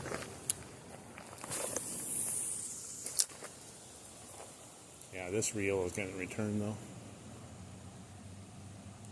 I wouldn't even want to sell it to anyone because I don't wish this reel upon anyone. but it looks cool. If you just want to flex, just walk around with a cool looking reel and rod. It's not the rod's fault, but if you guys just want to flex on people, don't actually fish, just show up. But yeah, what's up? This is my reel. Look at this. It looks awesome, bro.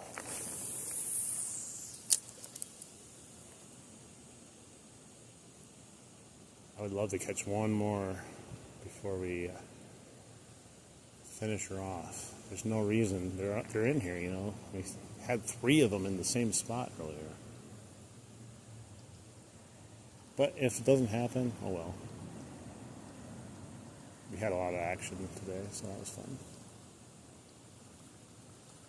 I can't complain too, because like I said, I came out yesterday with the same setup, and I had 3 fish yesterday and missed 4 of them, and it's kind of almost exactly what happened today, except we only caught 2 of them, but we missed at least 4.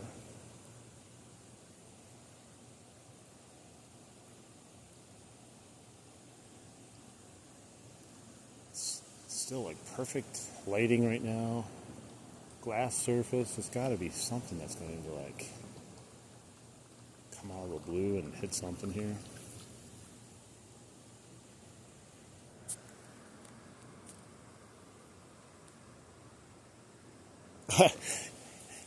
I think if you could do it all over again, I think we would do that kind of stuff. Mine was the same way. She hated being out in nature. Like anytime we'd go camping or anything, it was like the worst time ever. And it's just like, why are you complaining? Like, oh, there's bugs and stuff, and like, oh my god, like, of course there's bugs. So then like we ended up not going a lot at all, doing anything like that, because it was always like, nature.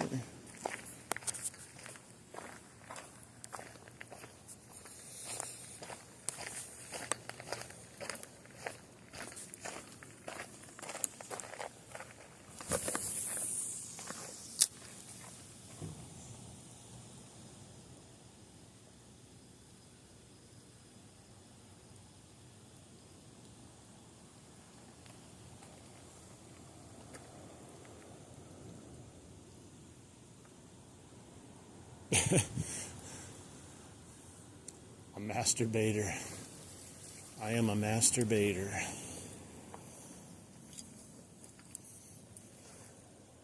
You don't want to mess with my masturbator skills.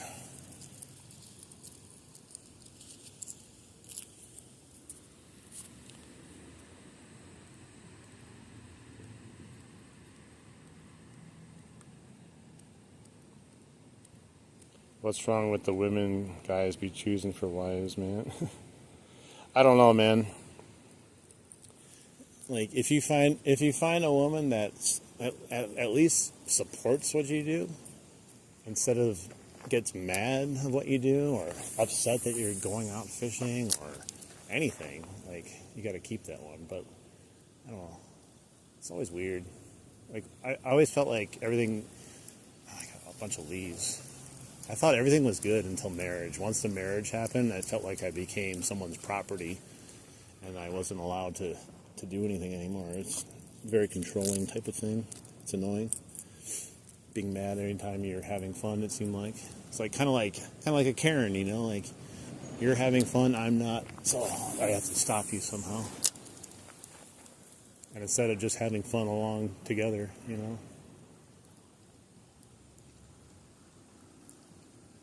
One day, maybe I'll find a girl that likes fishing. Yeah, I keep catching leaves just like I was earlier. I can't even see the leaves out there, but I'm catching them.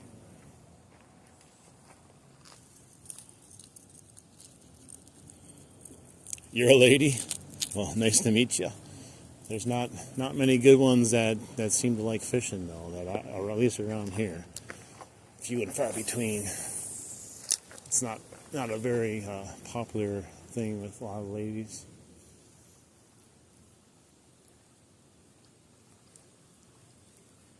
Man, it's not coming in correctly right now again. It's getting all twisted again.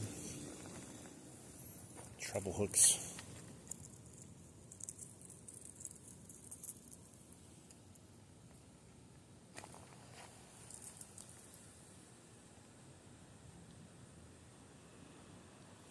Yeah, I mean, I don't see what the big deal is. Like, I think it's very important that if you are married to someone, that you each have your own lives on top of a married life. You can't just be a married couple and have to do everything that the other person like agrees on. You have to let the person go out and be themselves. But I always feel like, it's always like, well, we're married now, you need to change, and that was something you used to do and you got to stop doing it now. Like, no, like that's the reason you ended up liking me in the first place, is because this is me.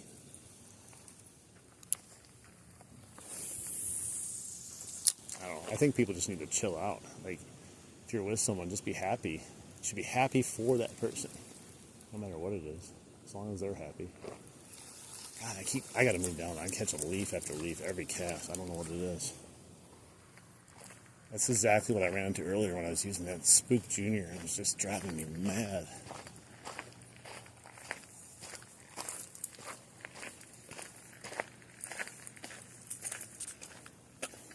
The bridge is lighted.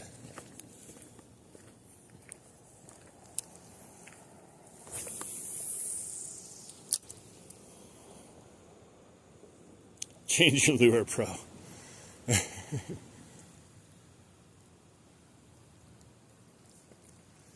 I love, there's Karen's Creek and Change Your Lure Pro that just kind of stuck with this channel now because of that one guy and that one Karen.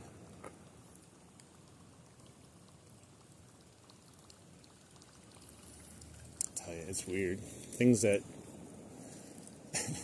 just don't understand why someone would do that stuff. Change Your Lure Pro.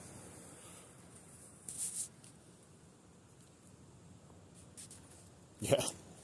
That's the thing, is I would do the same thing. Like, I would be willing to do other things, but yeah, never when it was my turn to go do something. I was like, no, I'm not doing that. I don't want to.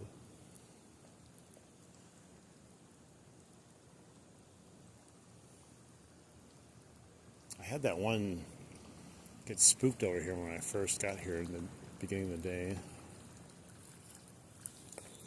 That was the only action I had on this area.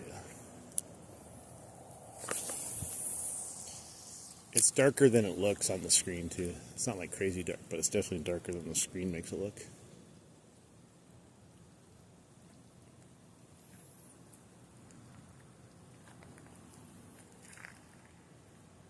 He had ex-wife energy? Yeah, definitely.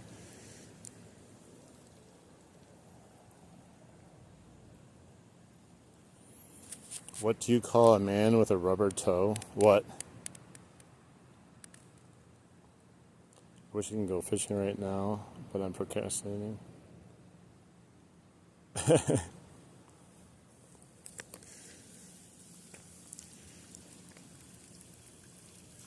There's a few people that I think watch the channel that have started to fish again more often since watching me fish. And I know Dan was one of them. He was just like, you've inspired me to get out there and start fishing again.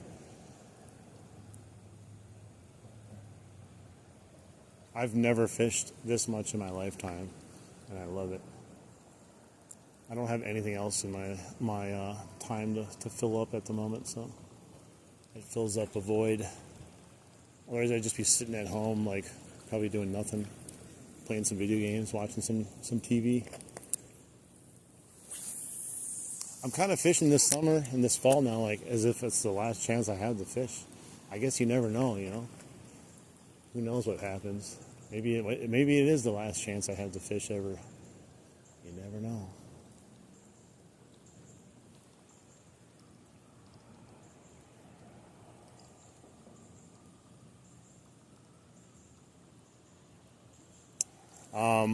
Depends. Whopper plopper here gets more bites, but if I'm fishing up at the dam or dams, worms easily. Now, if I'm walking, like, the dam at the river is definitely better on worms and possibly some other types of lures. But when I'm walking in the river and I'm doing the river walking and whopper plopping live streams, nothing beats that.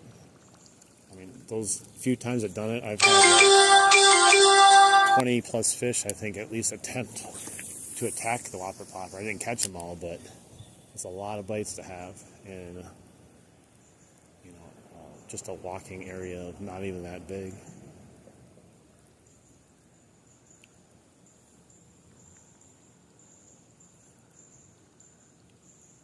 I don't do any ice fishing. I might go out like once or twice though, because my friend wants to go on this not here, but like Cedar Creek, but at the other end where I was telling you it gets really deep. He said he wants to try that this year. He thinks they're all going to pile up in there because it gets 12, 15 feet deep at the end because there's not really anywhere else for them to go.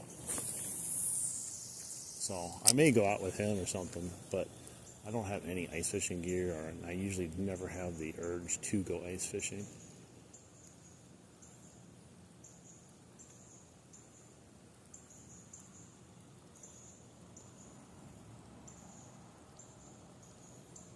Man, I would have expected at least another swirl, another attempt, anything right now, but I'm not getting any luck on that. It's not meant to be. We had all of our chances come and go within like that hour time span or whatever it was earlier, and then just kind of everything stopped.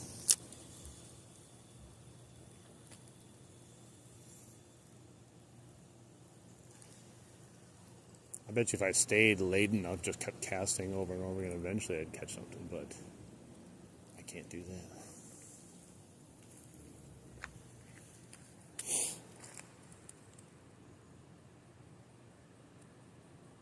I do the same thing.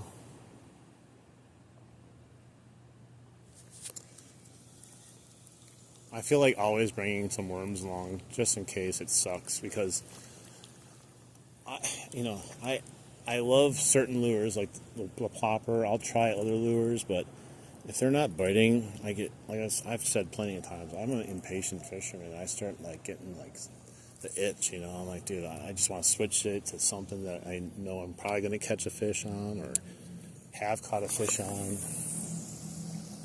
Like, even if I want to try a new lure and I'm going to try this until I catch a fish, I just can't do that. I don't know, I get like half an hour to an hour into casting something and I'm just like, ah. And then what usually happens is I put something else on that it works, like the whopper plopper or worms or something. I catch a fish instantly, and then it just makes me go, see, why did I even try doing anything else? I'm going to have to try something else as it gets colder and colder, though. That's normal. There's no way that the top water is going to stay this active once it keeps getting colder. But then I'll probably switch to maybe a Texas rig or something like that, or wacky worm. Yeah, I don't know. Ice fishing is just never really tweaked my interest. I don't know why. There's just nothing about it that's made me go, wow, that looks fun. I don't know. Maybe if I tried it, I'd like it. What's up, Cherry?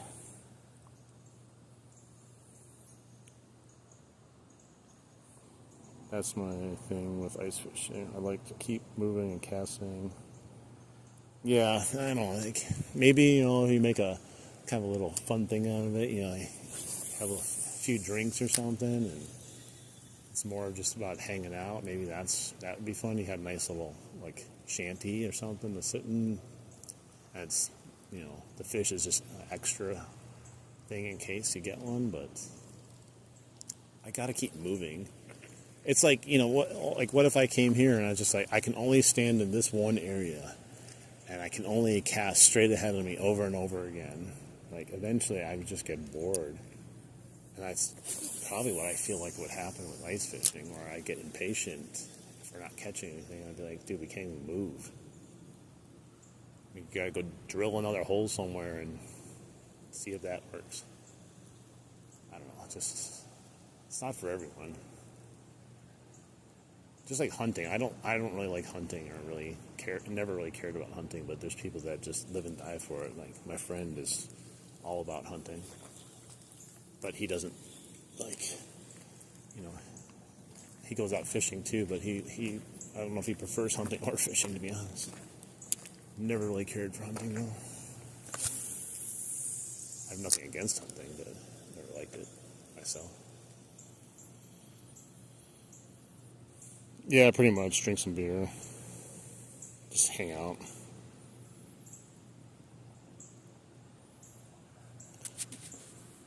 You switch lures until something works and stick with it for a while. That's pretty much me. Is like, my go-to lure became the Whopper Plopper, and, I don't know, it works. And it may not work for everyone else, but people always tell me to change it sometimes, change the Lure Pro, but why? If it's working and I'm having fun doing it.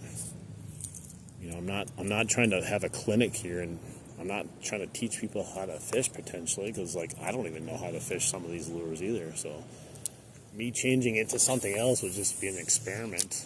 It usually doesn't lead to catching fish. Now, don't get me wrong, I do want to catch fish on other lures, but it's just hard to pull yourself away from stuff that works. Potentially, I got all these lures in my backpack, and I probably could just come out with 5 total, and that's all I would ever need, but, you just have them in case or something. It's all about eating food. Yeah, I get that. Dude, snowmobiling would be fun. Will you catching? We did catch already. We just have had a lull, though, at the end here. But yeah, we were catching and getting lots of bites earlier. Oh, there's a huge swirl right there, but I scared it. I couldn't even see it. It's too close anyways. It was like right by the muck. That was the first sign of life up here, though. Oh, I got something messed up again. Another leaf. Oh, I smell food. There's a restaurant somewhere around here. I can smell food. It's making me hungry. When you've been out fishing all night, man, you catch a whiff of something, especially if someone had barbecue, man, that just makes you hungry.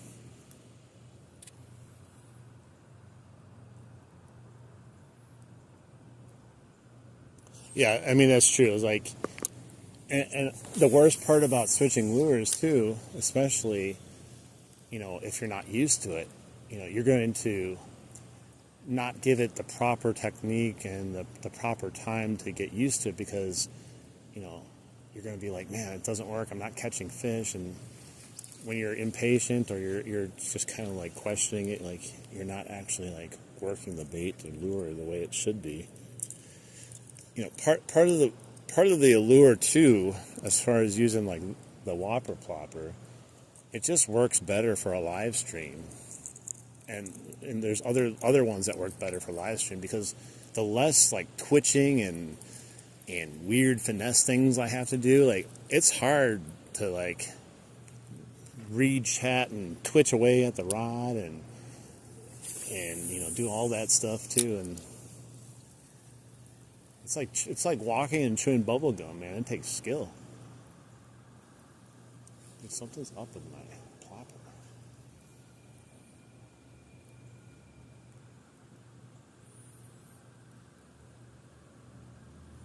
They are. They always conspire against me, I think.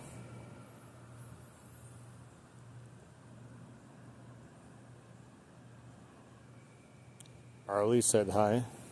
Hi, Arlie. We keep the fish we catch as well.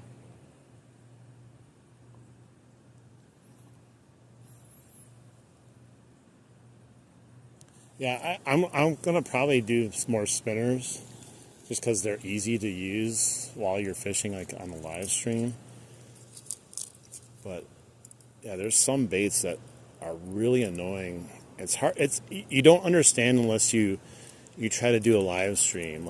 I can tell you till I'm blue in the face on some of these lures. It just doesn't work great on a live stream. Sometimes it's an angle where you can't even see the bait. Sometimes it's a technique that just kind of gets in the way of the camera, or just makes it hard in general.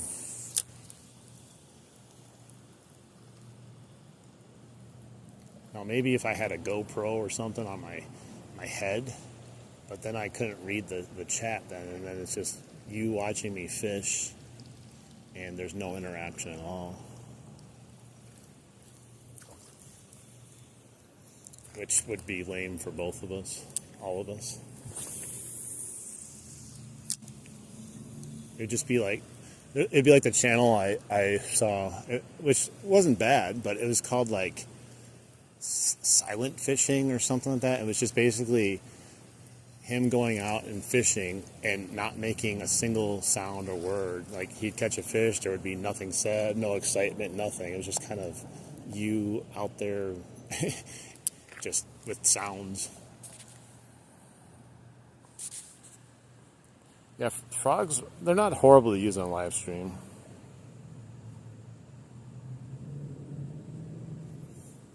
Jigging for me lately has been producing.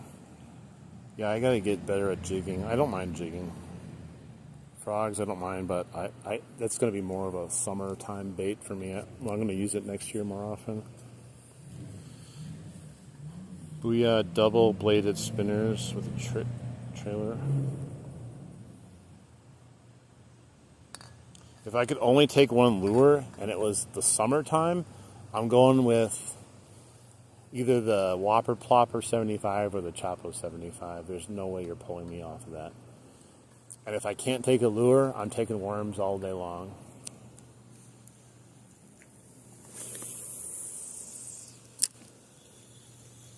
Nothing beats good old worms.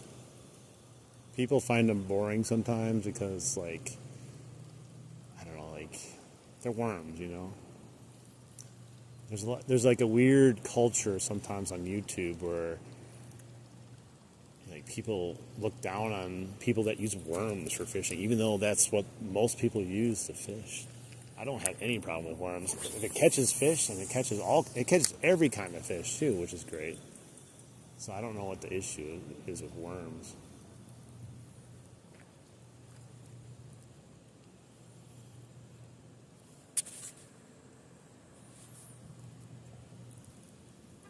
White Mr. Twister, simple.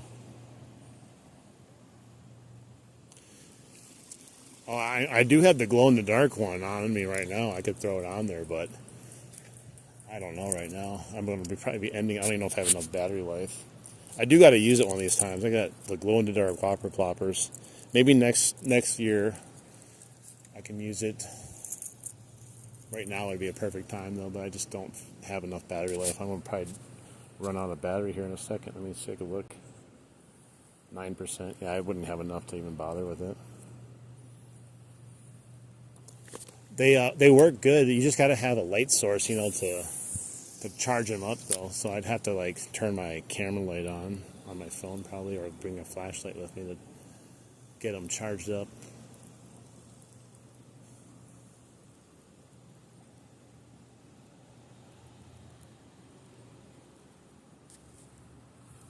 Yeah, I think that's my one thing I need to get better at is, like, I need to get some more patience with using plastic, like, worms, like wacky rigs, and because I got flukes, I got Nico craws, I got rabbit bait stuff craws, I got a couple different yum dingers and that kind of stuff. But I've caught some fish on them at the dam. I don't know, I just lose patience with them, and some of them need a little bit more skill and finesse that I need to train myself just to have a little bit more patience with.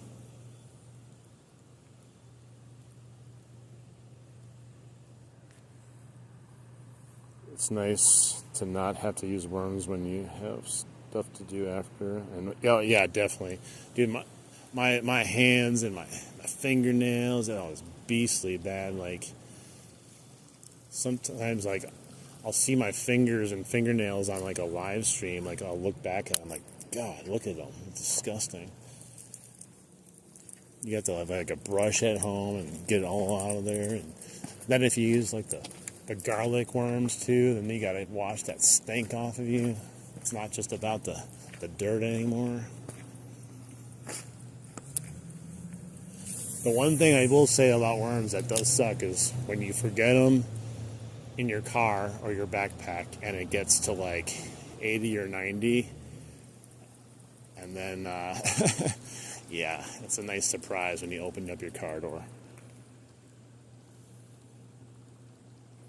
I've never used leeches, believe it or not. They would probably be really good to use up at the river.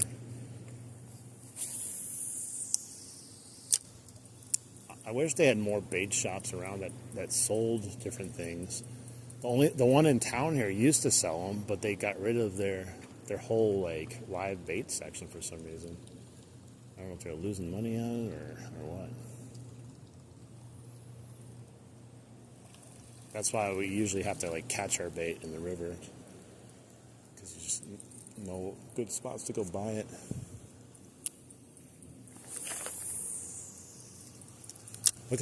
Look how weird and nice it looks on that camera, man. Like, it looks nicer on the camera than it does in person, like as far as the fishing right now. All that glowy light over there.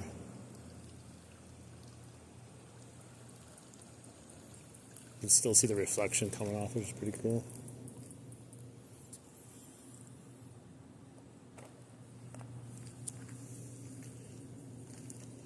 Yeah, I don't know. I feel like what I need to do is do live streams, but then take some time and just some of these days just go out by myself and just really just practice certain ones that I don't like or I'm not good at. Because if I do it on a live stream, it just doesn't work well. If I'm trying to learn a lure while I'm on a live stream, like I said, I get distracted, I get impatient. So if I can just go out once in a while, just say I'm going to use this lure until I catch a fish all day long, and I'm not on a live stream, I'll be more likely to just kind of keep at it and try different things with it, different techniques.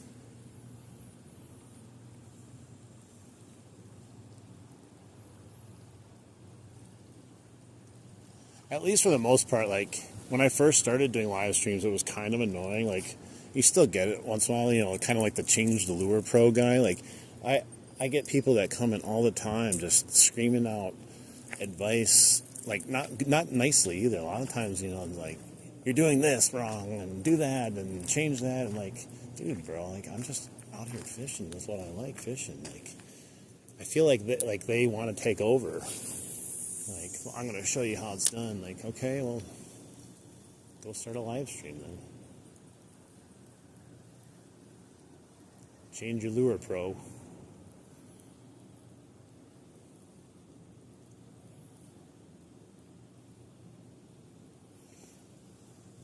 Like I said, I go into other fishing streams. I never see people going like, change this, do that.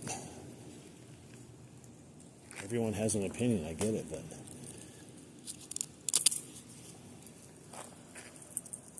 it's the same thing like with the Whopper Plopper too. Like, I catch so many fish on the Whopper Plopper, and someone might come into the stream, see me reeling it in once, and like, you're doing it all wrong, stop it. And I'm like, bro, I just caught like 5 fish on this. Like, I think I'm doing it okay.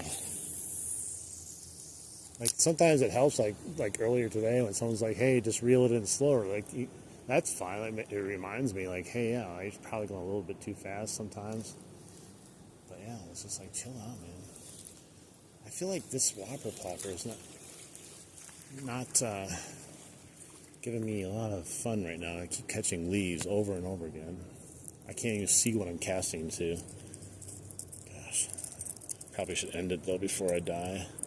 Not I die, but the battery dies. Alright, hang on. Yeah, this thing just keeps catching muck and leaves every cast. We'll go and meet the light here. I can sign off. Backseat fisherman. Alright.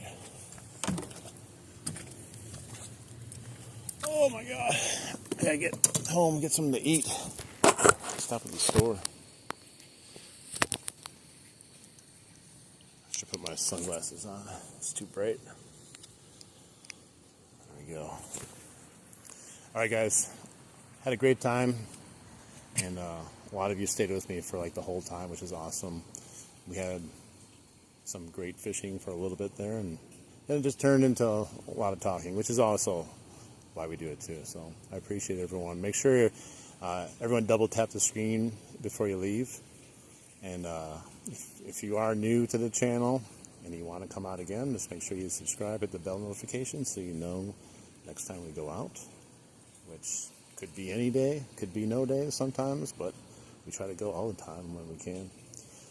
But anyone going out fishing, I'd like to say good luck to you. And if you are not, just hopefully you have a good night. There's some football games on. I don't know if you like that. Go enjoy some Monday Night Football. All right, till next time, guys. Everyone have a good evening. Thanks for spending some time with me. Have a good night.